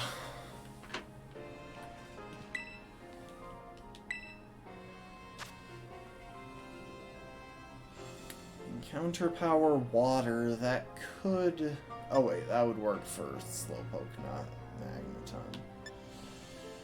Counter power fighting... counter power electric. That's an option, but there are a lot of electric types around there. So before we go that route, let's look at what else is available.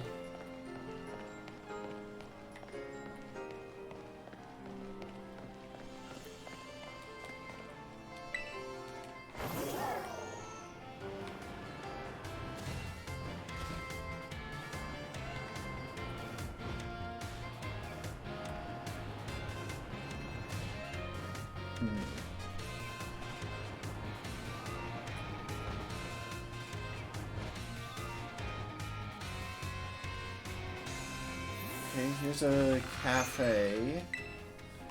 Any chance you've got sight or steel encounter power? Oh, that one's dragon.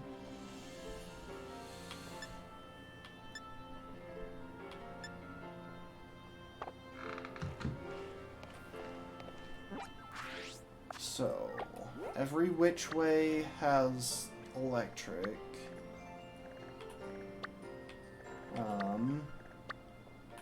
Seabreeze Cafe has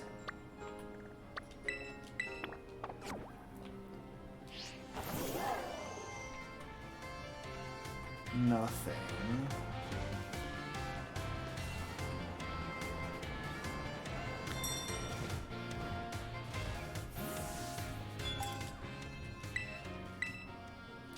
Oh, this is just...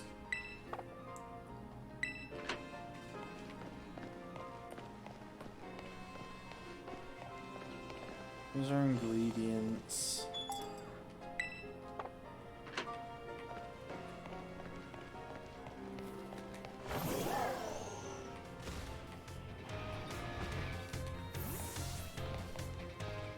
What about you? Go for Broke Grill. What do you have? That's catching power psychic.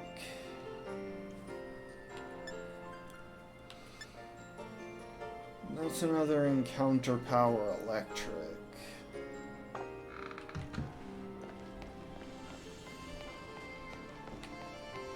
You look like somewhere I haven't been yet.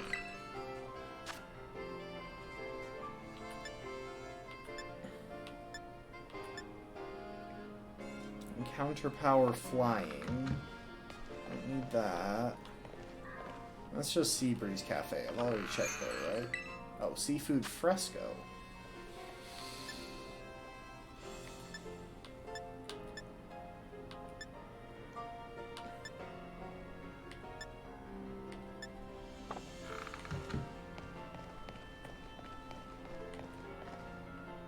That's just that cafe, right? I don't need that.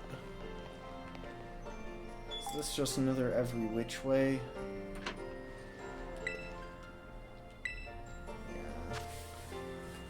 Alright, you know what? Let's just take the encounter power electric.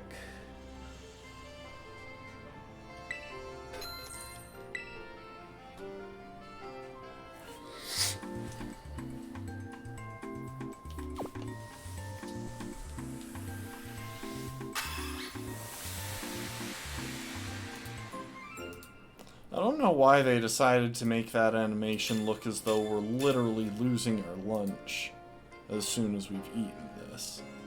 Because that is what it looks like.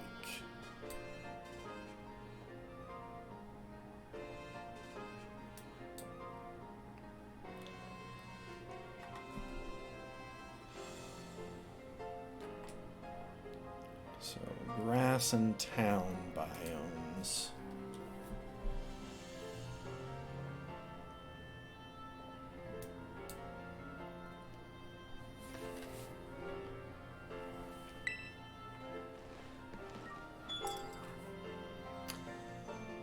Unfortunately, this won't narrow it down too much since, as I mentioned before,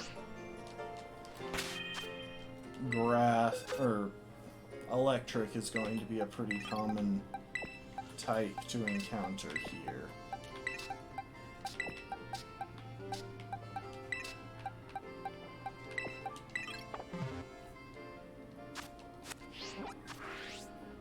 In this area that we're going to.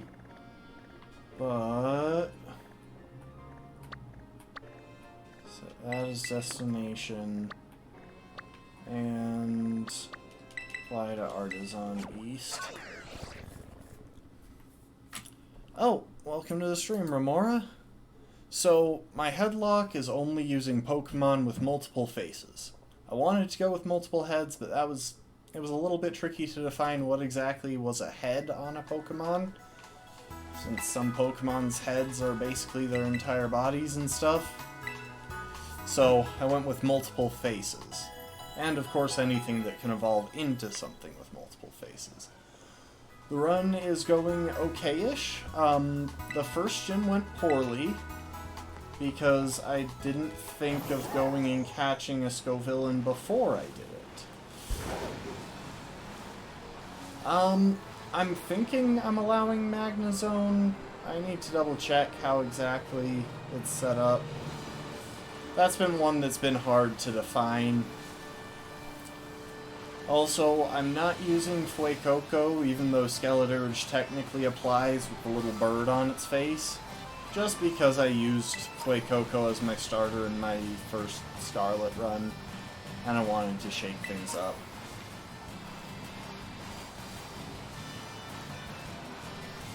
So I have a Fuecoco, but I'm not using it.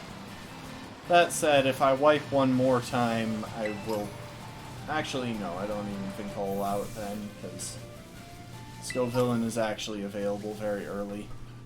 But yeah, we've unfortunately lost 2 Pokemon in the first gym, which was rough.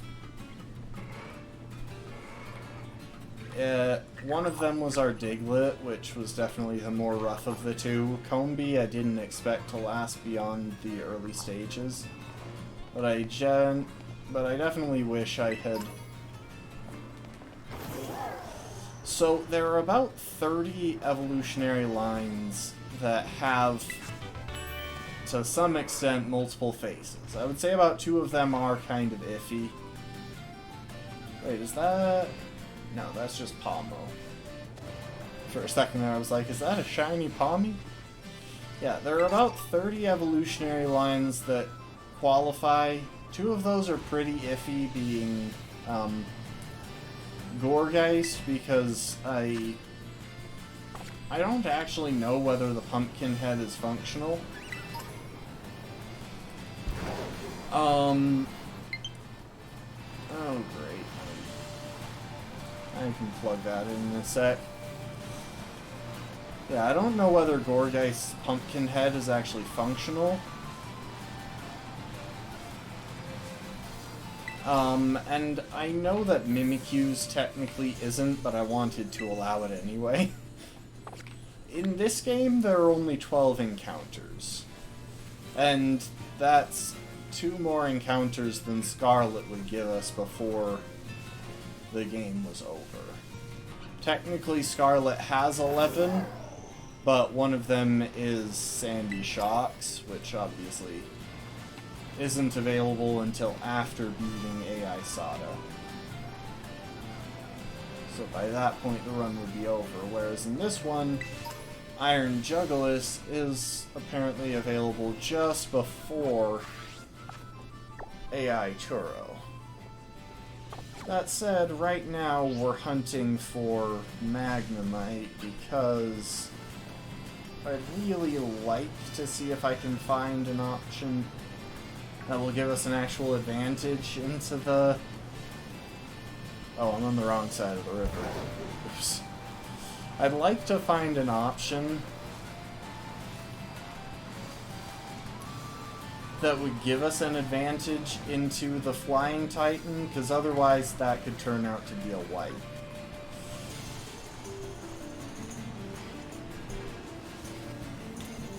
So yeah, that thing's looking pretty tricky. So yeah, right now we've got Encounter Power Electric on, and I'm just going to wander around this area.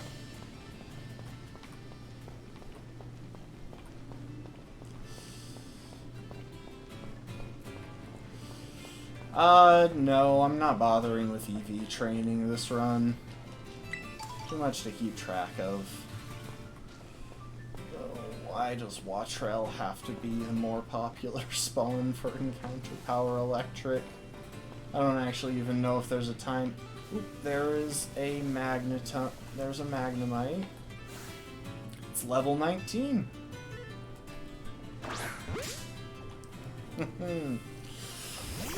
I wasn't sure if I would be able to find Magneton at the Magnemite at the appropriate level here. let's drop some bullet seeds. I don't really want to test whether it has sturdy while I'm trying to catch it, because this is the only place that I can safely attempt to catch it without it interfering with another encounter. Okay, so luckily we should wall it pretty well.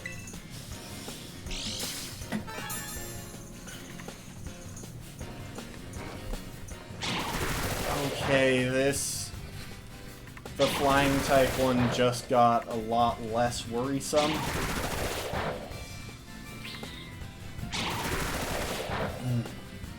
Yeah, no, the big loss so far has been Diglett, which would have been absolutely phenomenal into the electric gym. So it's a bit frustrating that we can't get it, but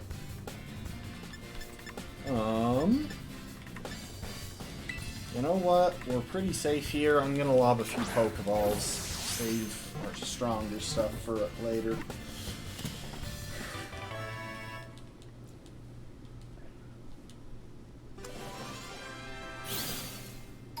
Okay. Yeah, so I've got Wiglet already. And I mean, they've both got speed on their side and decent attack, so if they've got the type matchup, they're pretty usable.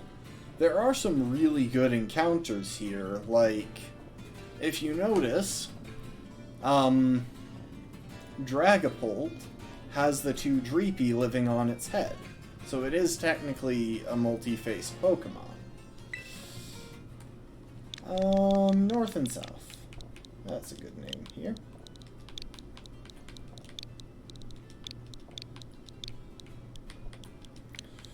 And similarly, the Hydreigon line is a fantastic encounter. Yes, I know they're very frail. I have to play around that.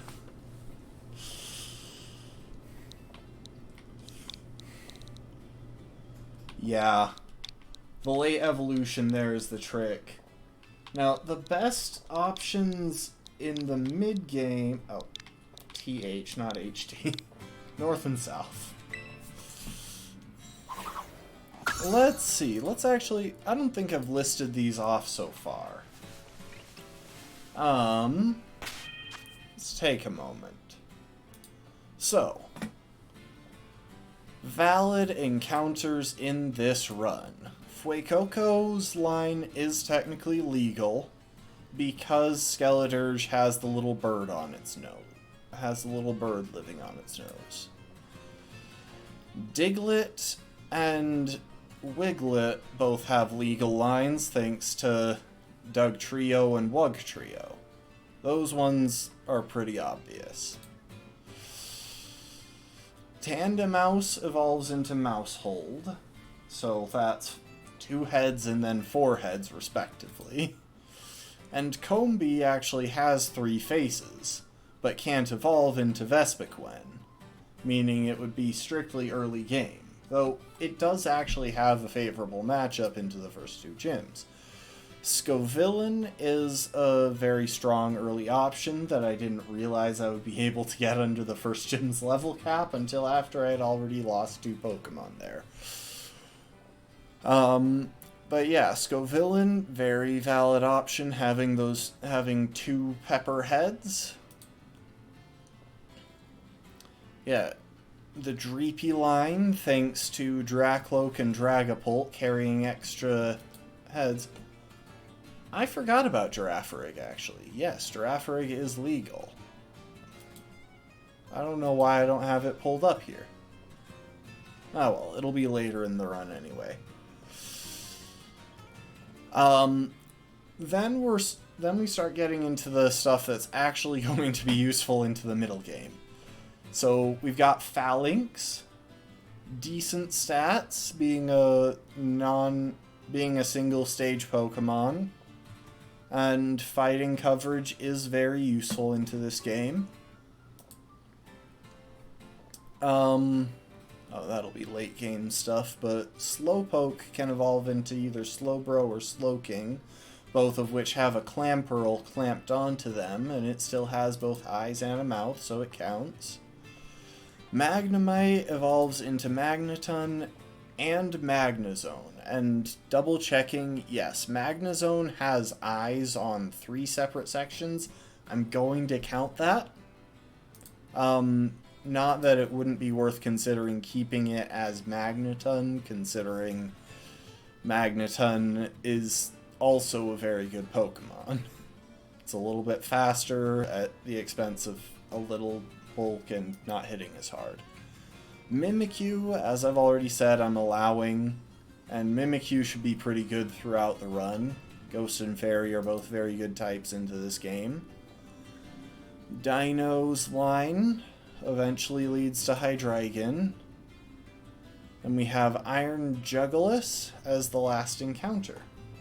So it might actually be 13 encounters here.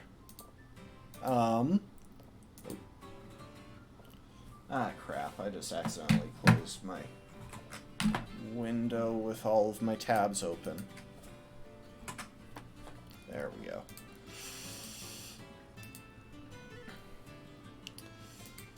So yeah, it's not going to be the easiest run, and there's still a pretty decent chance that we wind up resetting again.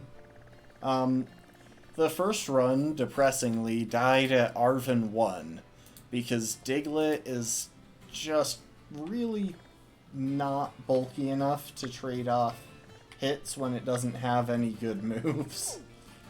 Oh.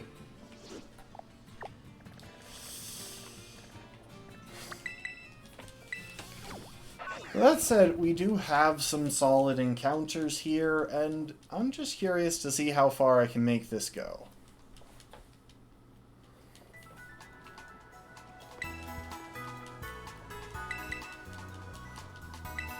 Heal up the team, and then we'll take a look at what North and South is packing. I will say, I have gotten absolutely garbage luck as far as natures go. Like, genuinely so depressing. North and South, what's your deal? Magnapole, dang it. Yeah, I know natures can be fixed, but it's still annoying. And abilities cannot, and unfortunately this time around I've gotten pretty bad luck with abilities, because we've got Magnet Pull, our opponents never switch. Infiltrator, I'm pretty sure there isn't a single enemy in this game that knows Substitute. Rattled, I think, is actually the better option on Wiglet, but that's not saying much. Pickup. We did get Pickup, which I believe evolves into the... It's between either Pickup and Runaway for Tandemaus, so I'll take Pickup. And we got Chlorophyll, so that actually isn't bad. But we did get Arena Trap as well on Diglett, which... absolutely game-defining ability in competitive Pokemon. Yeah... it'll be interesting. I'm going to try and see if I can survive this full run with the Pokemon that I have left. If not, then we'll start fresh, and I'll know more than I did the first time around. And you know what? That works for me. So if I start fresh, I'll be able to use Scovillain for the first gym as well as the second. Oh, hello. Just give me supplies, please.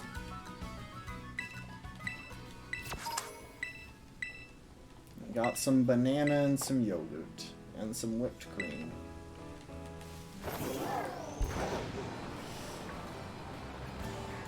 I mean, I could see them holding the, oh geez, whatchamacallit, the ability patch until post-game, because that gives hidden abilities. But I am pretty surprised that there isn't at least one ability capsule available in the mid-game. Hello. Yeah, I'm not actually using you, I just want to make sure you register in the map.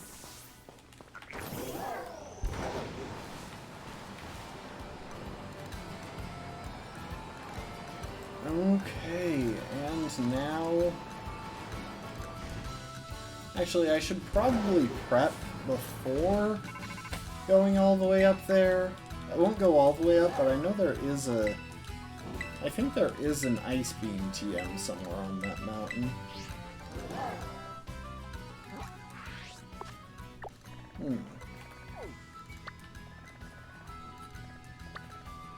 Yeah, I think there's an Ice Beam TM somewhere on that mountain, so... Oh, hang on. The heck do I have? Yeah, force back-to-back fight.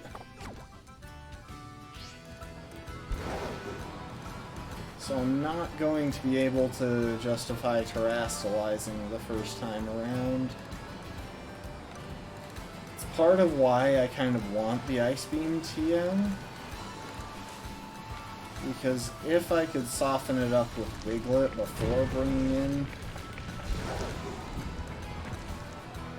the rest of my team, that would be helpful.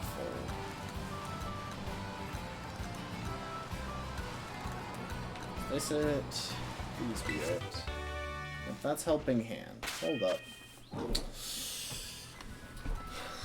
I could be misremembering which area I saw that in. I'm gonna double check.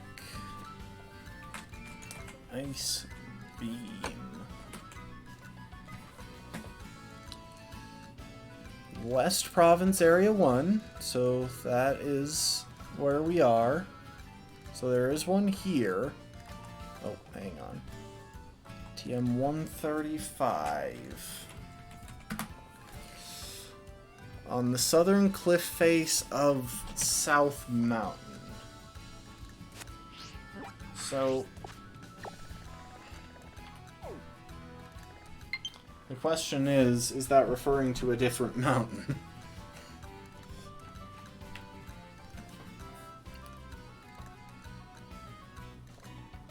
Okay, there we go. I've got my plugged in now.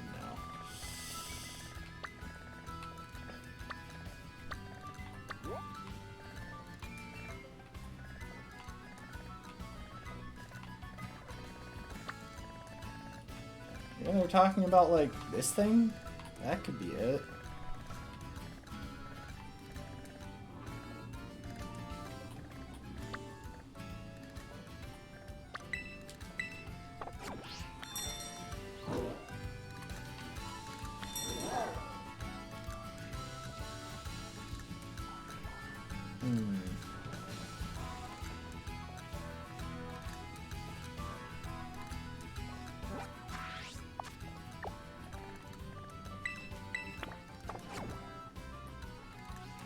Oh, and there's one of those doors that I haven't even bothered to open on my main file. Oh, is this it? Maybe? Possibly? Hold up.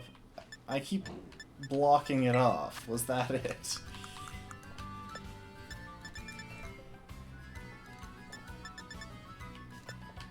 It doesn't look like it. Oh, hello. Who are you? I'm not gonna... Oh, this is the Terra Jolteon. That's Trick.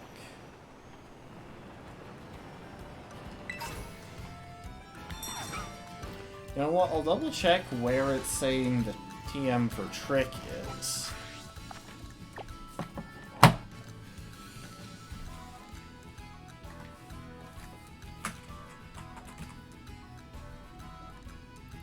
$109. So now if I come over here...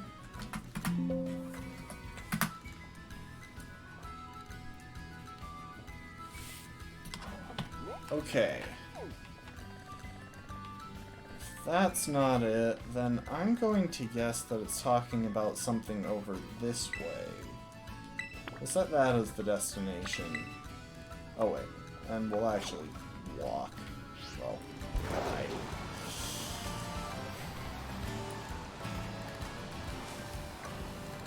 You know, streaming most games, I don't really feel the need to have a third monitor, but streaming Pokemon games, it sure would be helpful.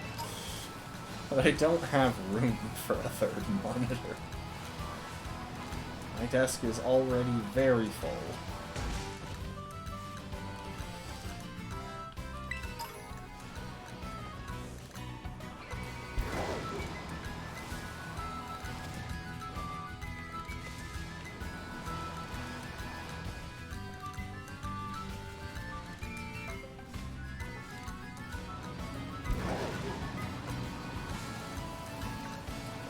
Okay, let's backtrack a little bit.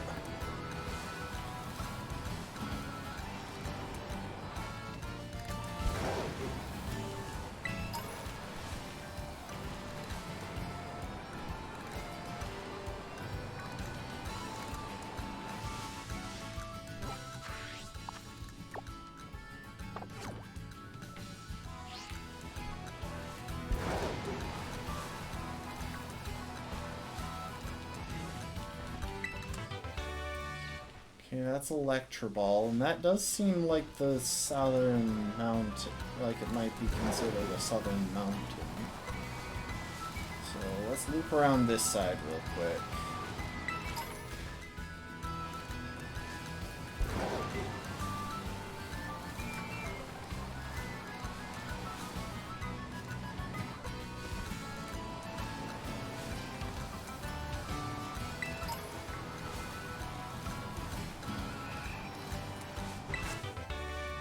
Fire Fang.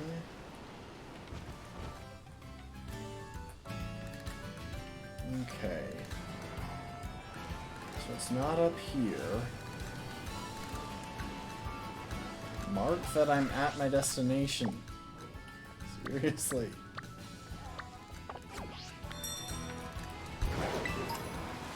Why does it struggle so hard to realize that I'm at a waypoint?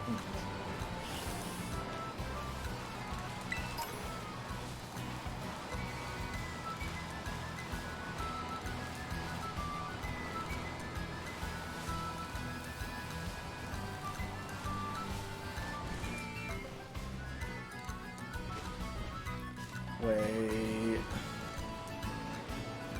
Oh no, that's one of those little rod things.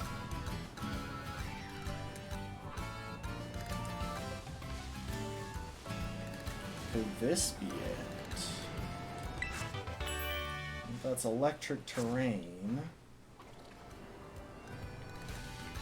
Please. Come on. Oh. Why do I keep finding hard stones? I don't even have a Pokemon with rock coverage anymore. Oh, I think I see it.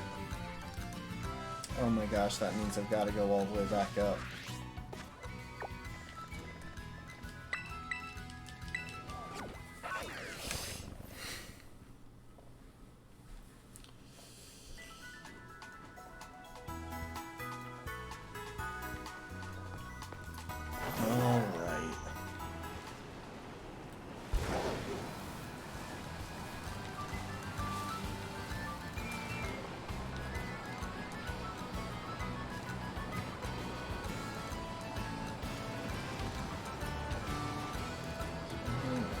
Head along here. It's around here.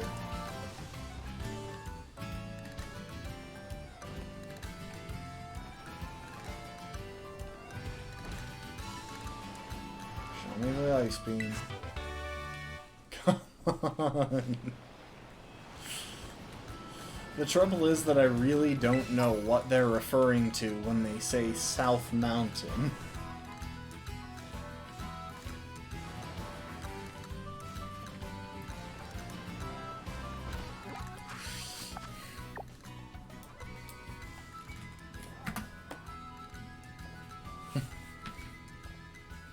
I'm getting this from Cerebi.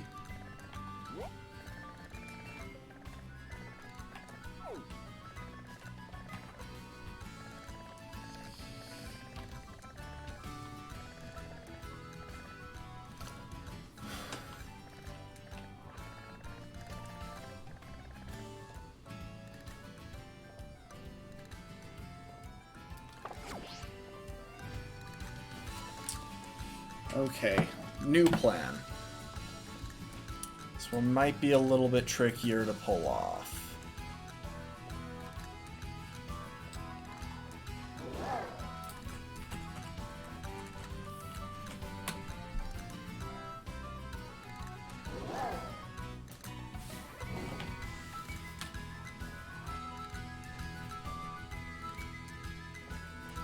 Give me one sec.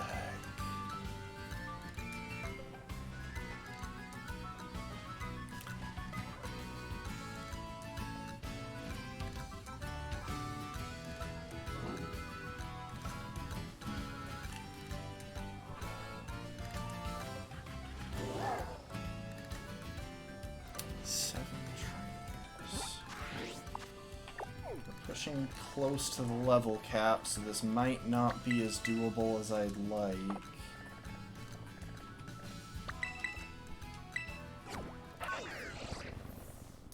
But I have another idea. If we can defeat 7 trainers in South Province Area 5, we can get an Eviolite. That would ease up a lot of the pressure on Magnemite as far as tanking hits. Because we can get enough damage output by going Thunder Wave into Electroball.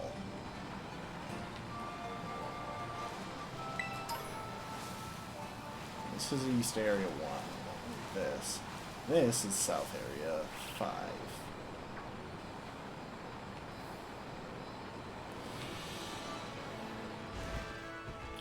Do you know where Thunderball is? Because Electroball won't deal much until we paralyze, but then it should deal plenty. Just a little bit. I'm going to focus on the... Like, regardless, I'm going to focus on...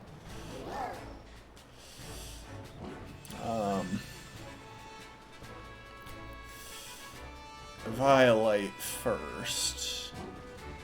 Okay, so this is probably Worker Marius with electric types. So, if we hop over here, because, like, regardless of what solution I go with, I'm going to want Eviolite on it, because this Titan is going to give and take hits.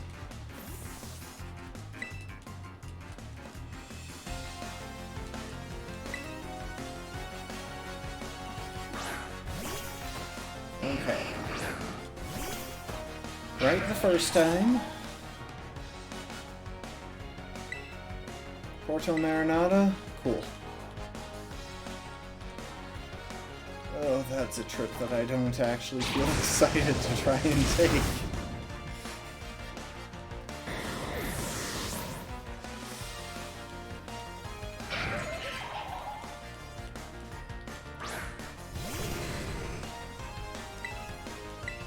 Yeah, I knew about the Assault Vest in Porto Marinata. It's going to be sturdy, isn't it? No, hey, that's helpful. Saves me a bit of time.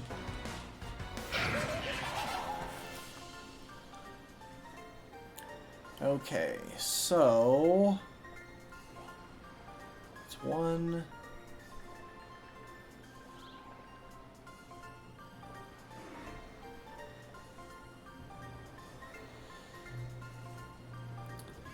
The trouble is, some of the students in this area are pretty easy battles, but some of them are very hard.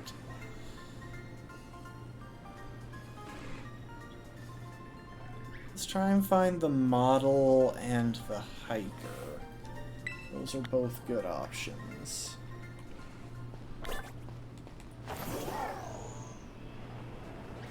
Yeah, see, that's why I swapped all of my team to the box. If I can manage to solo each battle that I get into, then I think I can avoid over-leveling.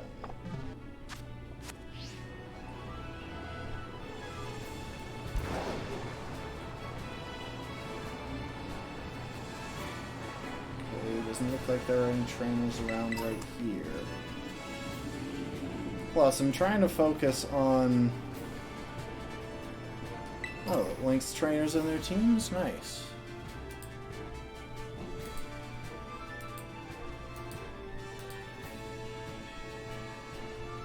Oh my. That is a lot. Okay. I can trim it down like that. Oh, that's nice. It's got the borders figured out.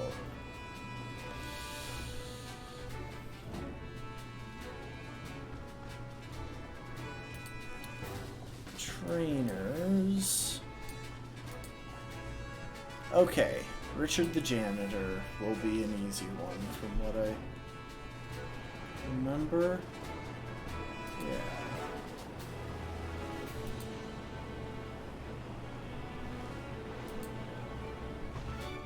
Hang on. Which tab did I have open with this? Ah, there we are.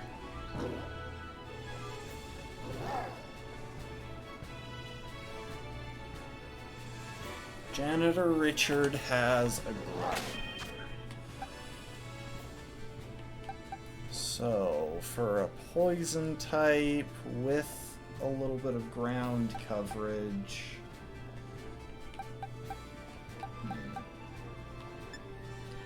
Wish I still had a dig TM.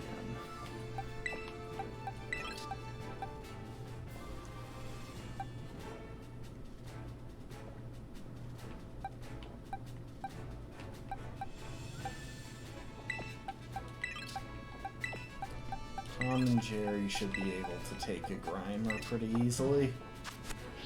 It's only level 17.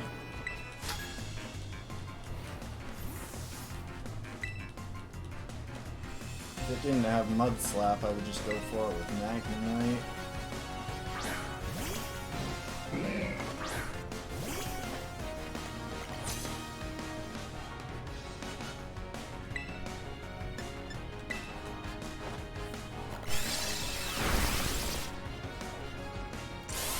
Let's see now.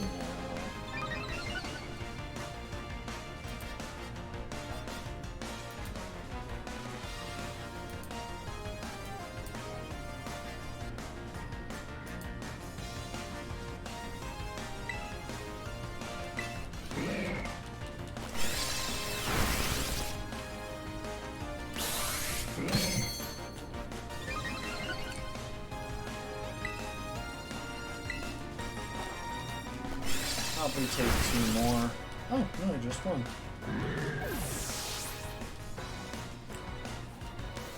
Actually, yeah, that adds up. I don't know why I thought it would take 2 more. Okay, next one is going to be the student over in this direction. You. Elaine the student with a Barboach, which can easily be handled by Tom and Jerry since they have bullets.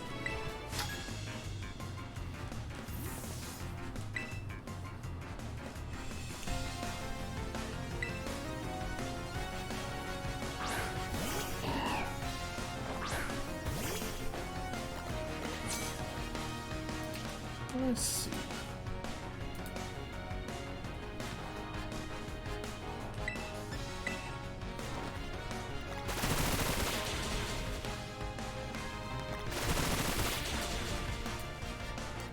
I see 2 more that should be pretty doable. How did you survive even 1 turn of Bullet Seed? I'm gonna miss on time. Oh my gosh.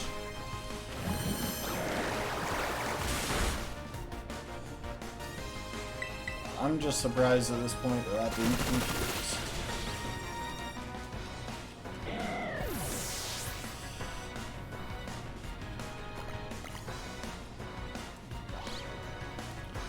Okay.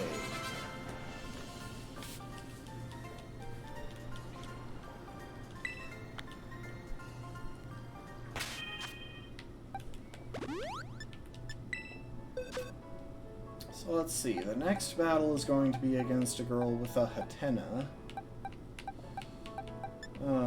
I think North and South should be able to handle that pretty well, especially since we do have the TM for Flash Cannon. Found that a little bit ago.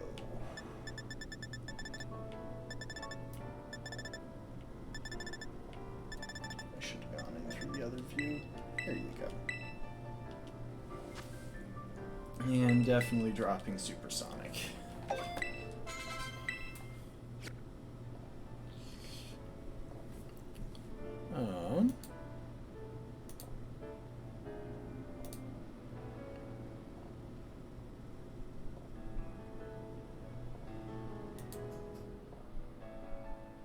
Actually, we might go for Hiker Marina first, since she's a little bit more along our path. And she has a Toad School, so Tom and Jerry is actually the right one again. See, I'm more willing to take a few extra battles with, to do a few extra battles with Tom and Jerry, simply because I can afford to have them over level. They're not doing much right now. Ah, I see. Who are you? Oh, that's the Terra Shinx. And that's Calm Mind. That's actually fantastic. I didn't know that was here.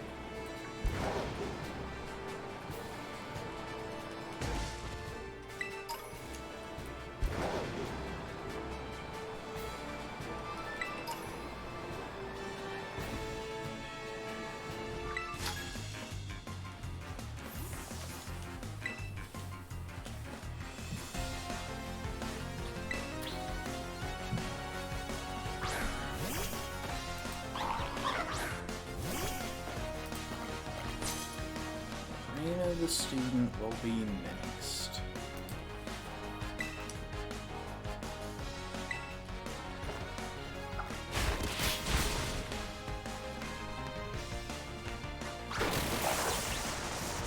I probably could have given them a cherry berry, but I'm just a bit too lazy for that. So honestly, the number of times that we would have to be fully paralyzed in order for that to matter, got to be pretty large.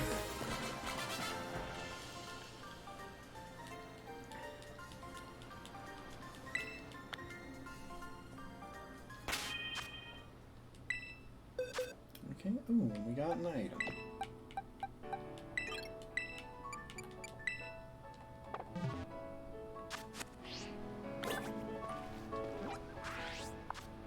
So let's see, somewhere back around there.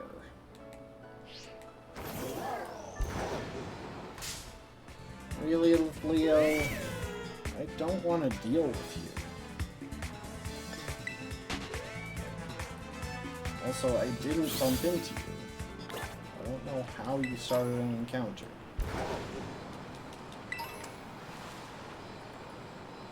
Ah, here you are.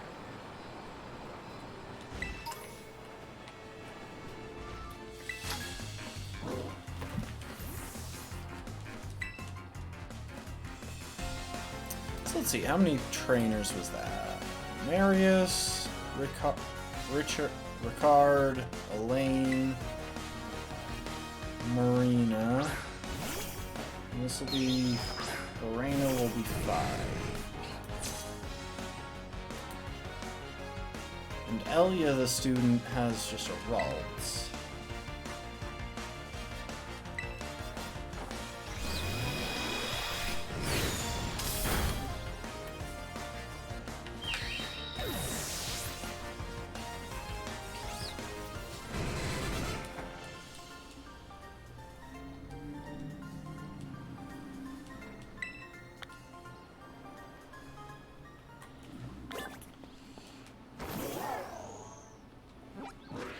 Let's see now.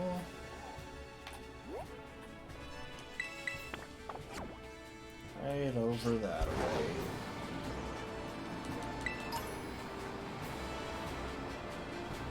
So So yeah, I'm thinking we might... I have a feeling we might wrap it up after the Open Sky Titan, possibly. I don't know, we've been streaming for a while now. And there is still a decent bit of a grind before we can actually take on the Open Sky Titan. Hello. Your ult is about to die, I'm sorry. That's 6. There's the guy with the main key. What does it have at this stage?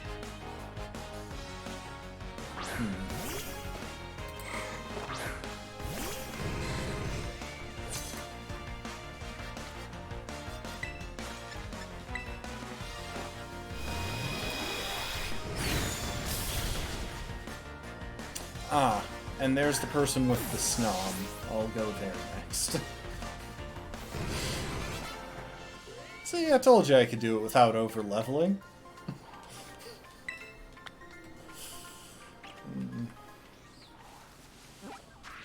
Truth be told, this isn't even close to the hardest puzzle I've had to solve in a Nuzlocke.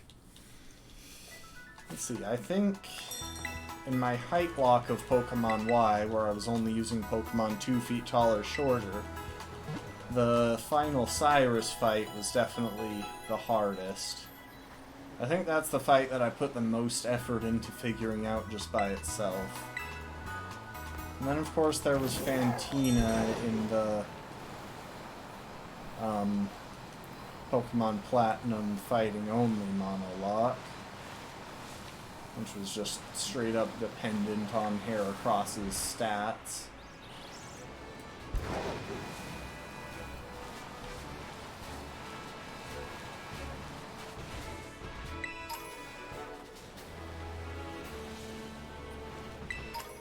And you, lady, you have a snom, so you don't really frighten me.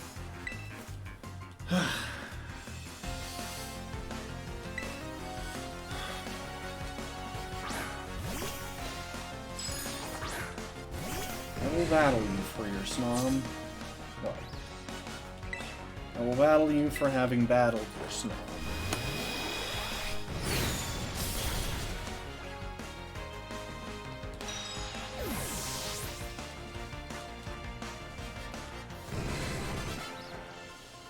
And that should be 7 trainers. The 7 easiest trainers, specifically.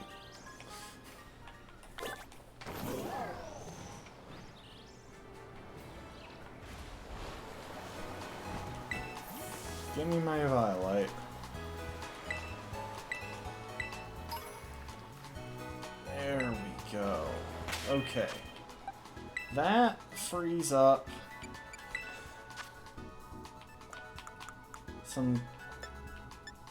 that will give us some extra bulk to work with.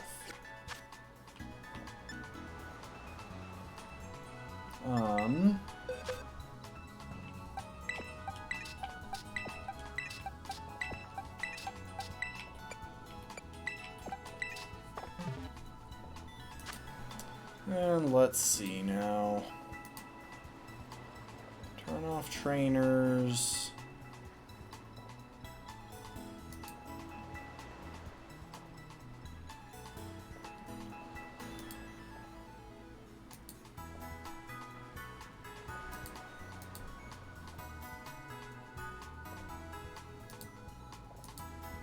Turn on TMs. You said over by Porto Marinata? Ah, I see it. Oh, that's gonna be a fun trip.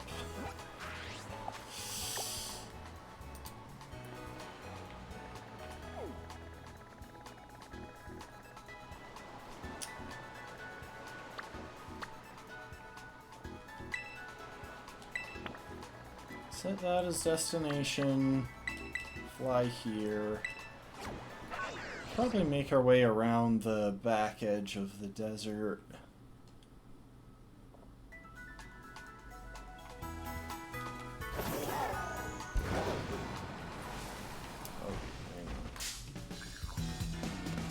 Really? What you want?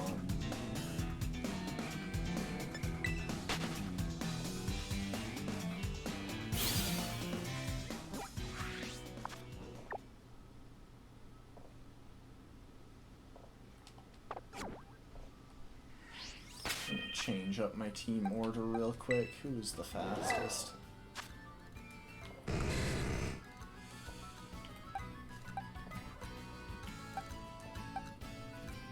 Oh, wow. Dreepy is the fastest.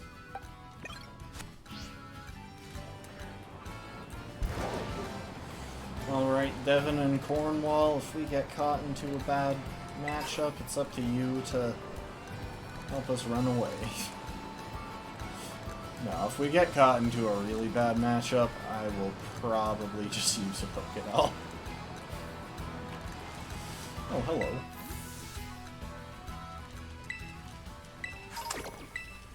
Yes, give me ingredients and a free heal. Even though I don't know if I actually need the free heal. I guess I've used some PP.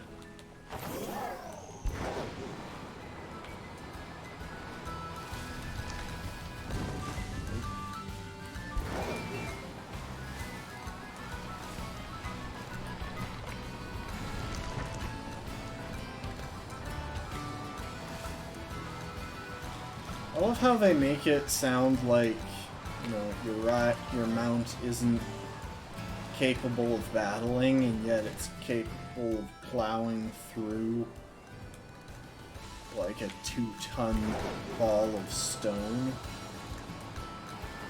out of scratch.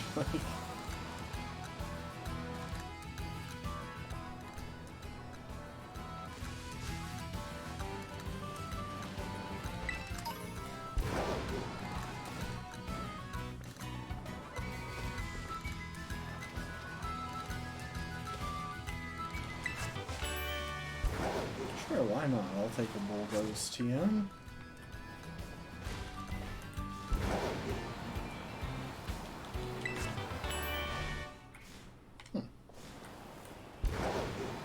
And we'll skirt around the back edge here.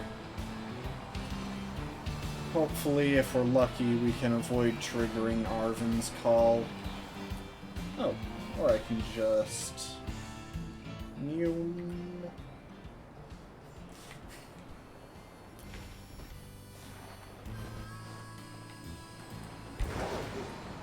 Let's go grab the...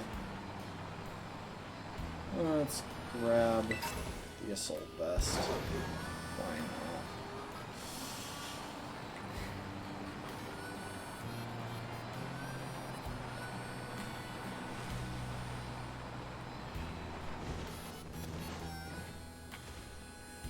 And what are you? Are you in use? Not really.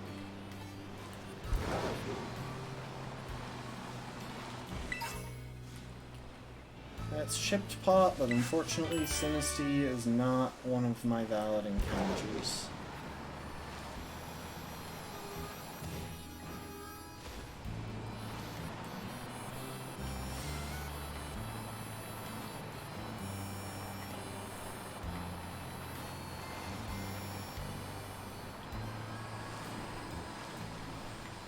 I do look forward to getting into the late game of this challenge. I feel like the late game of Scarlet and Violet are definitely a lot stronger than the early game. Oh my gosh, how many times am I going to load in the area?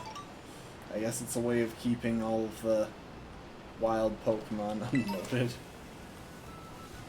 this it? There it is. Okay, and now we will warp out of here promptly to avoid running into an encounter that we can't safely catch.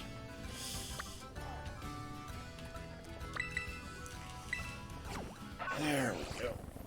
Okay, this is a much better situation. I'm gonna double check real quick. In West Province Area 1, what is the reward from the Pokemon League? Blah, blah, blah, blah, blah. Oh, the clear amulet. Takes 9 trainers. I forgot about that bit. Oh, but you know what we can actually do really quick while we're preparing for this next fight? We can finish getting enough trainers in South Province Area 3, because I think we still have one more to go.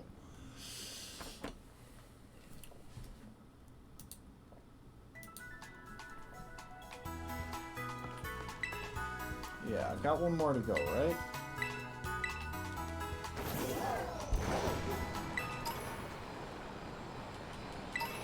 Well, I skipped this guy before because he's actually got decent Pokémon, but this time around, we significantly outlevel him.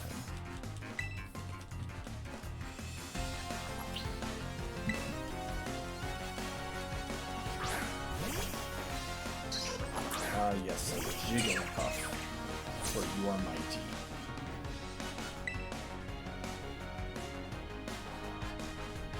You know what? Why not?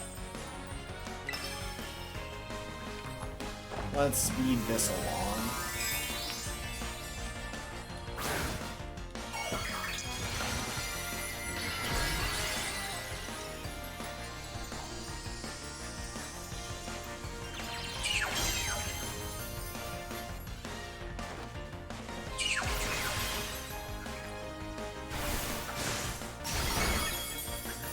Really?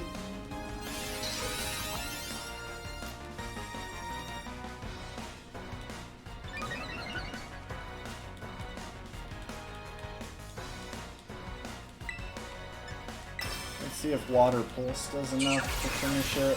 Probably won't, but worth a shot. Oh! It will if it crits.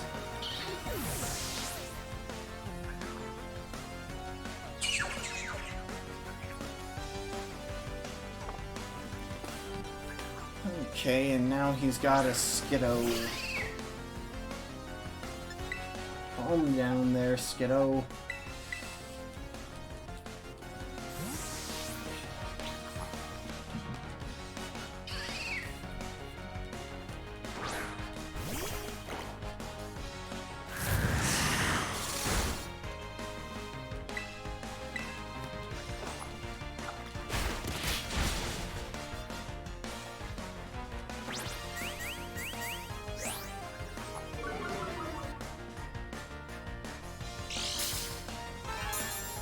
Oh my, you have, what, an Oranberry, a Leftovers?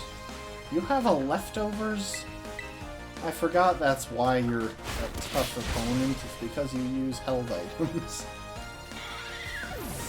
And you're much higher level than everything else around here. One of very few opponents in this game that uses held items. Oh, look at the little Knockley in the background.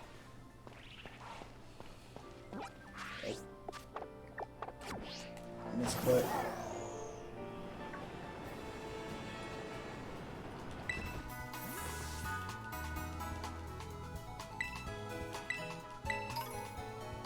Yeah, I'll take a Shell Bell. I'll give that to Tom and Jerry. Actually, no, Tom and Jerry have pickup. I'd like to keep their held item slot open while we're training.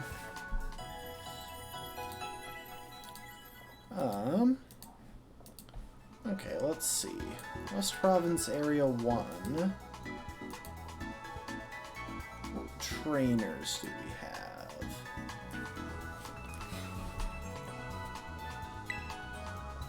We can start picking up some of the easy ones before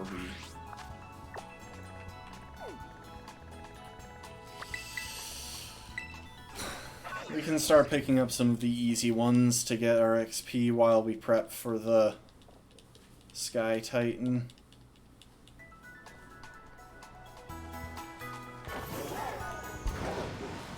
Obviously, since we can't level up during the battle, there's no point in edging close to the level cap, so actually...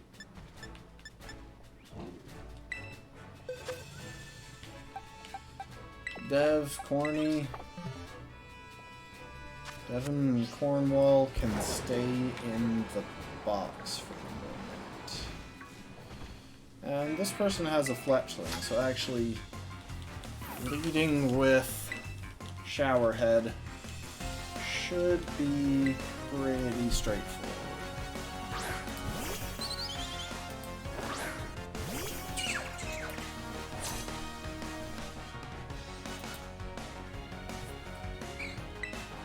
Oh, he's got a Fletchling, not a Fletchender. I don't know how I managed to mistake that. Anyway, Water Pulse. It still shouldn't be that tough.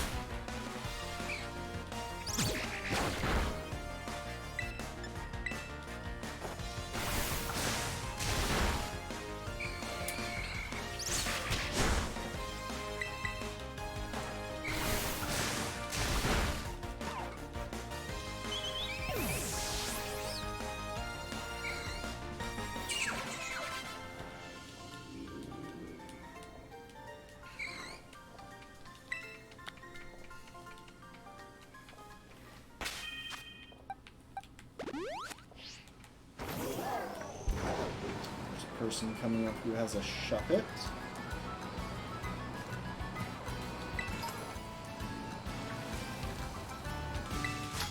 Shouldn't be that much trouble.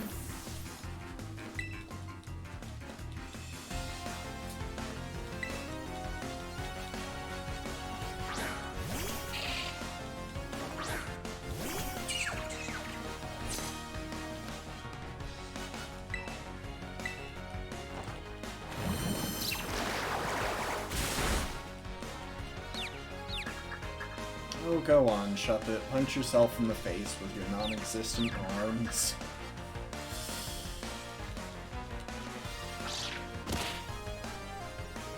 Nicely done. I don't think it has Shadow Sneak or Sucker Punch or anything at this level, but might as well wrap it up with the priority move.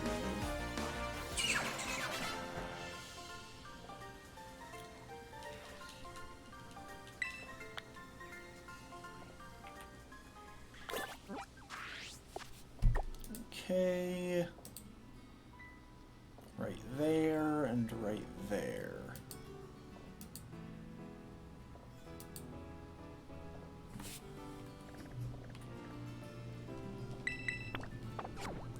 Somewhere right about there.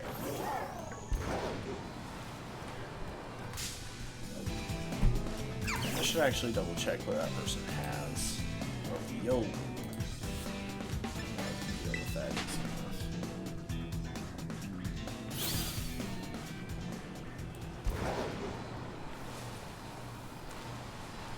Yeah, the early portion of this game is pretty tricky, but I think the whole of it could turn out to be a good challenge. Which is part of why I was excited for it.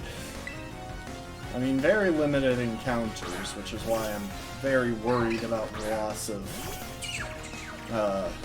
Diglett.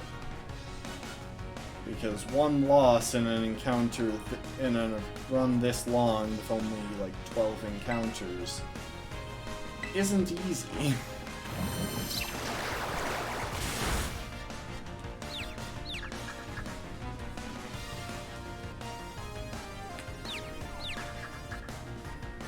I do wish there was an option to turn off battle animations, though.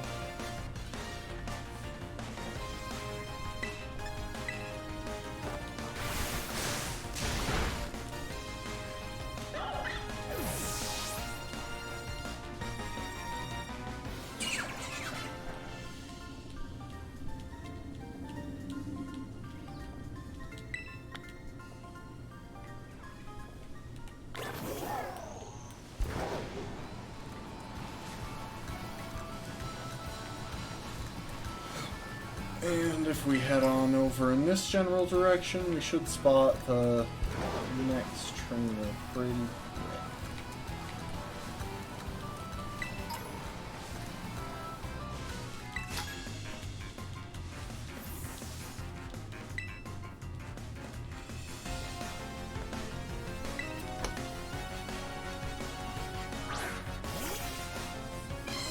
has a Marie, so I'm going to want to switch.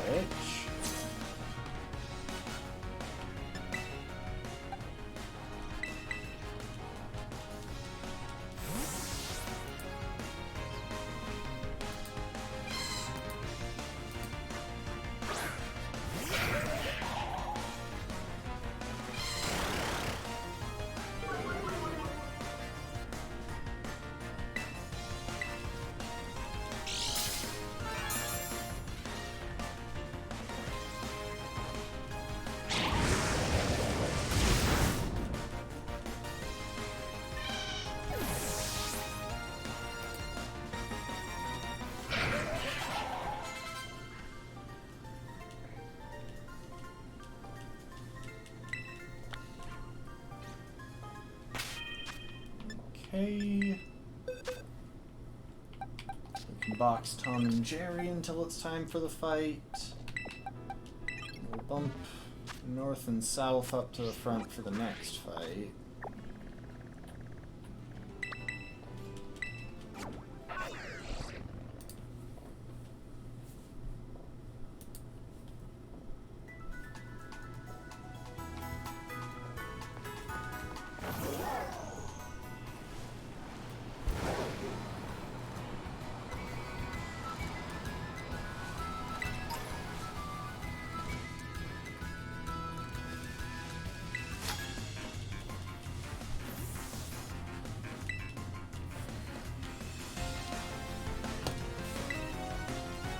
This guy has a fungus. It's only level 14, so it really shouldn't be anything to worry about.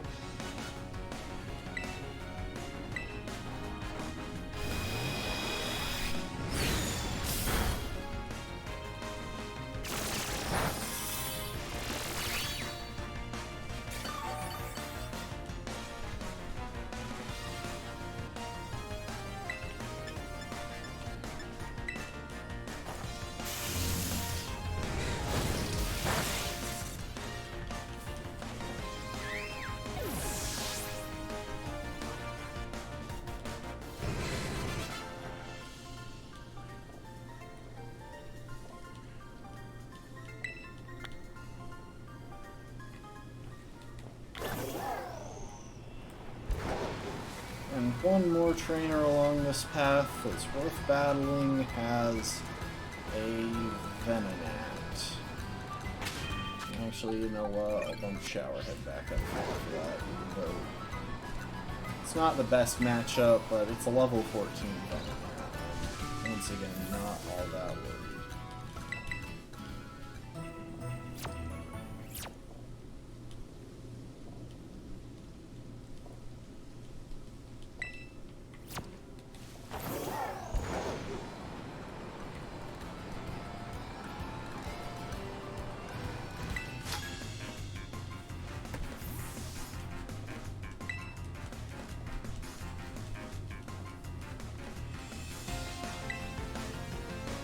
I wonder when we'll get Porygon in another Pokemon game. That's the real question, because Venonat was gone for years, but Porygon has been gone even longer. And not just because of its name.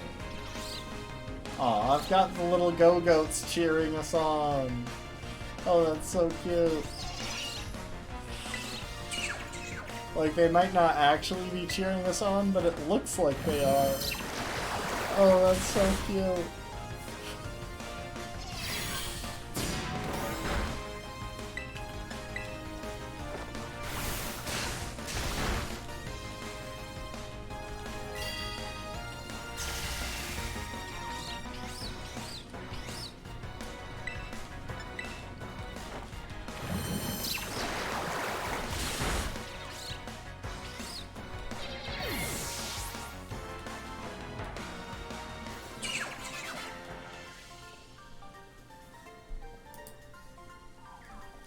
Alright, let's see if there's one more decent opponent. There's a musician with a Meowth. There's a youngster with a Salandit.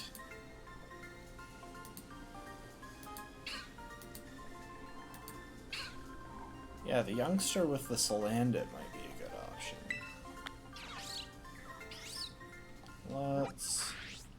We'll take on the musician with the Meowth first, but then the youngster with the Salandit should be a piece of cake for even just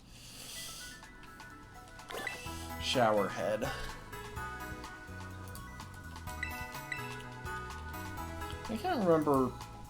Is it at the other Pokemon Center? Yeah, it's at the other Pokemon Center that I pick up my reward. It doesn't really matter for the immediate future since, like, the clear amulet won't affect anything in the upcoming battle.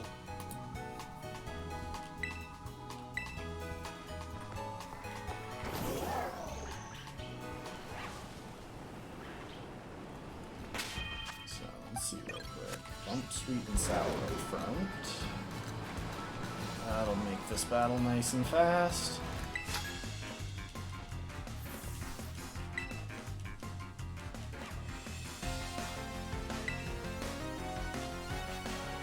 Come on, bring out your Meowth already.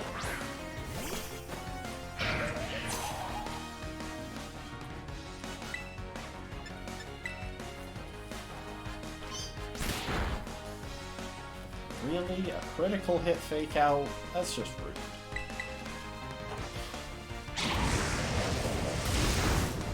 Meowths today have no respect at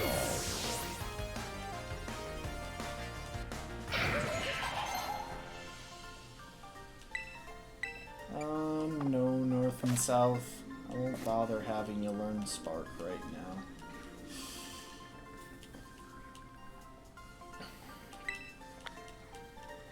What? No one buys CTs anymore?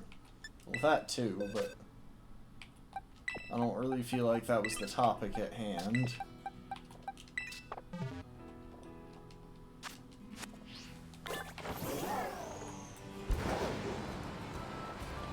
Alright, where's this kid with the Salandit? I wouldn't normally go into a match with only Wiglet. Doesn't seem like the smartest choice, but if my opponent is something equally frail and that has a disadvantage to us, I'm not super worried. I'm probably about to regret that or something. This thing probably has like Energy Ball from a TM or some such, but if that does, it's okay. I'll just burn my copy of Pokemon Scarlet. Or Pokemon Violet.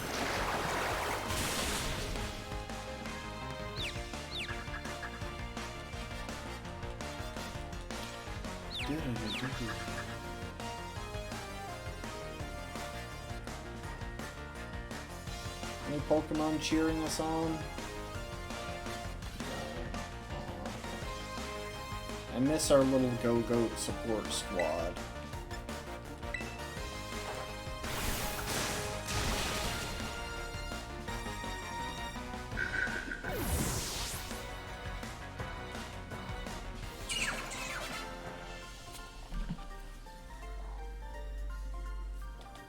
For a second there, I thought my phone was buzzing. Alright. Well, let's beat up a couple of wild Pokemon, I think. Just to get Wiglet up to level. I beat up a Mankey before. And fill in our Pokédex a little bit here.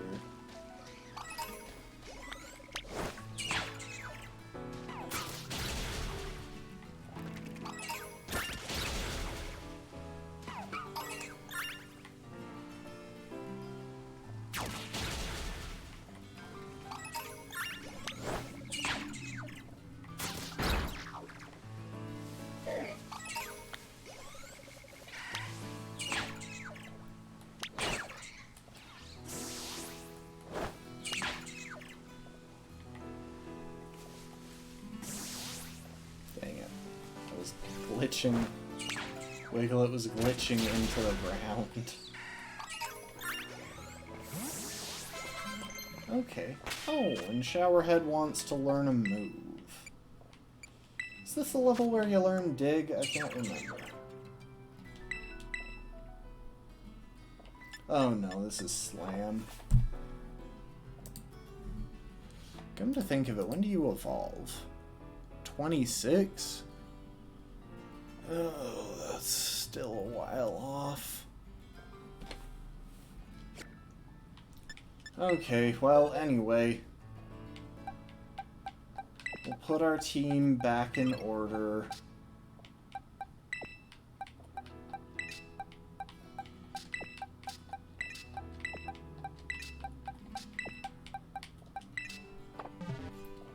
And we'll go ahead and get some decent moves on them. Specifically, Magneton, or Magnemite, you get to learn Thunderbolt. Congrats.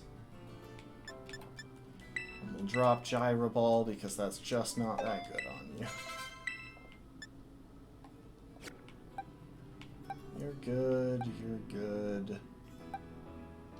Yeah, actually the rest of them are all good with the moves that they currently know. Okay, I think we'll go ahead and battle the Open Sky Titan or whatever it's called. Yeah, the Open Sky Titan. And that'll be where we finish up today.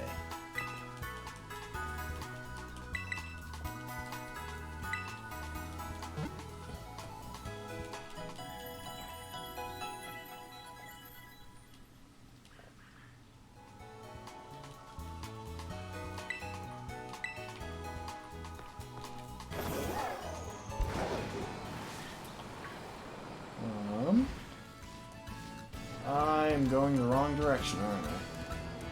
Nope, it is this way. That Pokemon Center, for some reason, warping here always throws me off.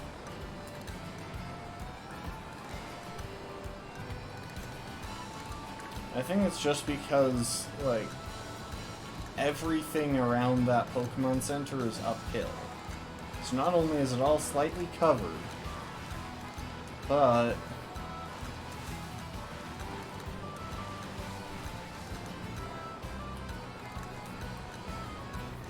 it's a little bit on the tricky side as far as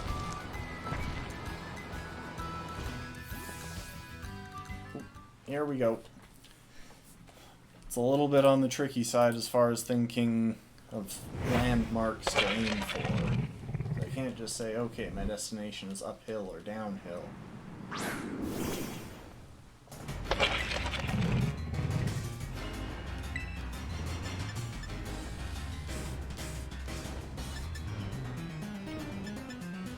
Thunderbolt. Luckily, we quad resist its stab. Oh, that went well.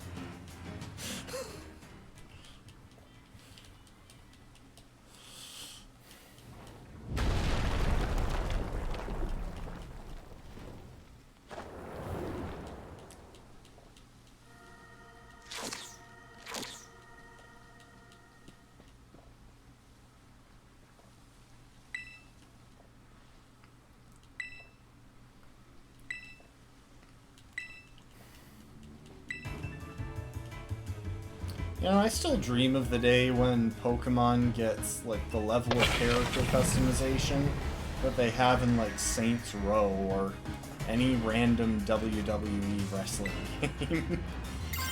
So anyway, let's Terrasilize into Thunderbolt.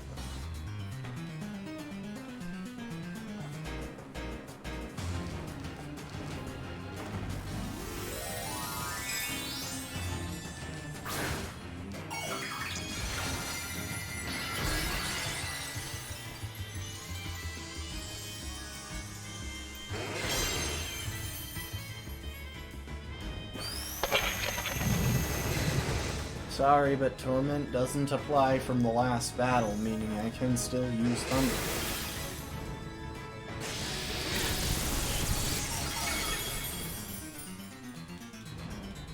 No, I don't know if the crit was necessary for the one shot. It might not have been. But that went well.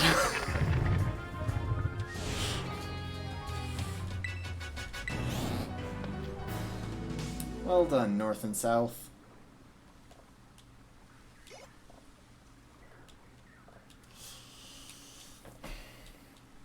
Next challenge is going to be interesting, because up next we'll have the Team Star Dark Base. That's going to be a bit of a tricky one.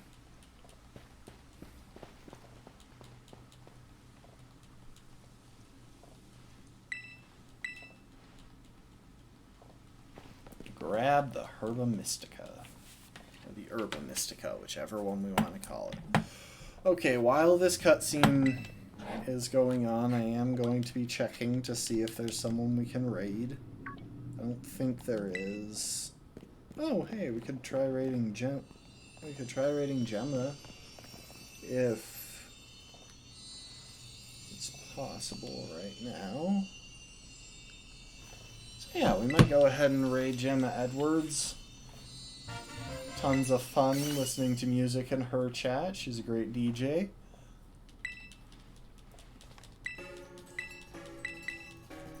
Thanks, Remora. Appreciate you stopping by.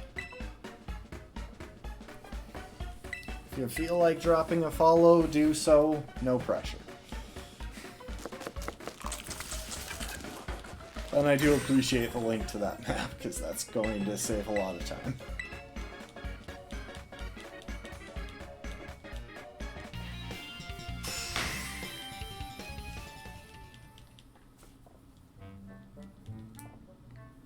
And I think this is where we get the lore dump and actually learn about the boss stuff.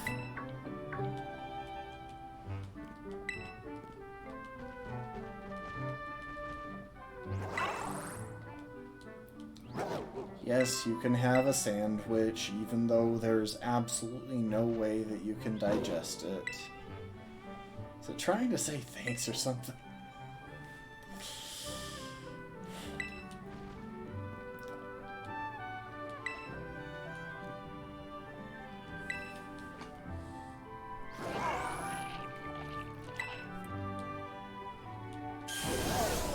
Yeah, it has no throat. How is it swallowing this? Like, that is actually a question that I should have been asking for years now in Pokemon, because we've had absolute years of... We've had absolute years of Pokemon with no mouth or even face, eating berries and stuff. Like, how? How? Tell us your backstory. It is actually very sad. I want to pet the puppy, but I cannot. You pet the puppy, Arvin. Do it. Pet the puppy.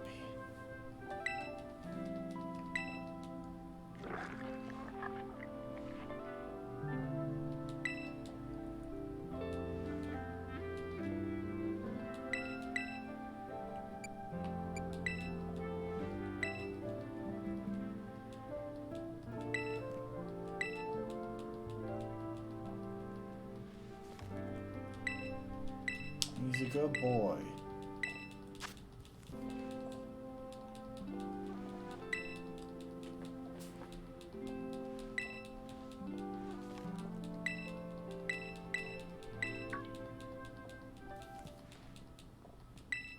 You done eating?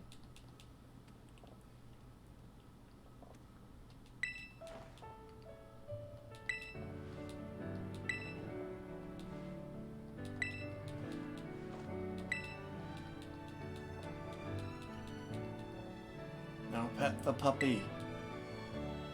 Oh, look at it.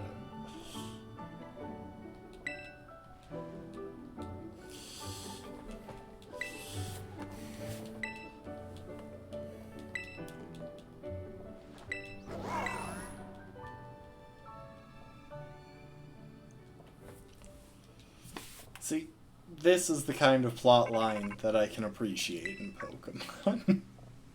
I don't really care about the story of Pokemon, but, you know, a guy trying to help his puppy, I support this. And now we can swim.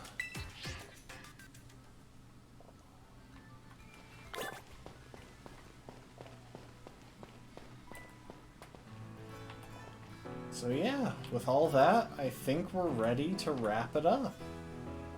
And you know, this is a pretty great place to do so, I'd say. So yeah, I'll start up that raid for Gemma. Next stream is gonna be next Monday.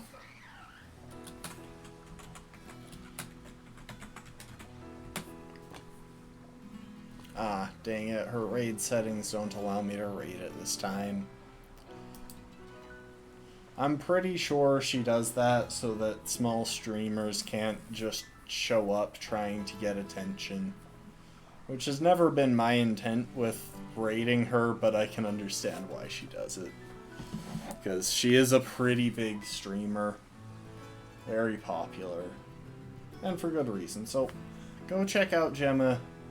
It's Gemma Edwards. I'll type it in the chat in case anyone wants to go and visit. And just act like they're raiding. Yeah, feel free to go and drop a watch for her. Tons of fun if you're looking for a good stream. So yeah, next stream is gonna be Monday. We'll be picking this up again. Despite the setbacks so far. Oh, bye, cat. Yeah, despite the setbacks so far, things are going alright. I'll try and do some planning and maybe grind a few raid dens in between streams just to get some various materials. Save time next time around so we don't have to spend as much time grinding on wild Pokemon. But in the meantime, hope y'all have a good one. Thanks for watching, and I hope to see y'all next time. Later, folks.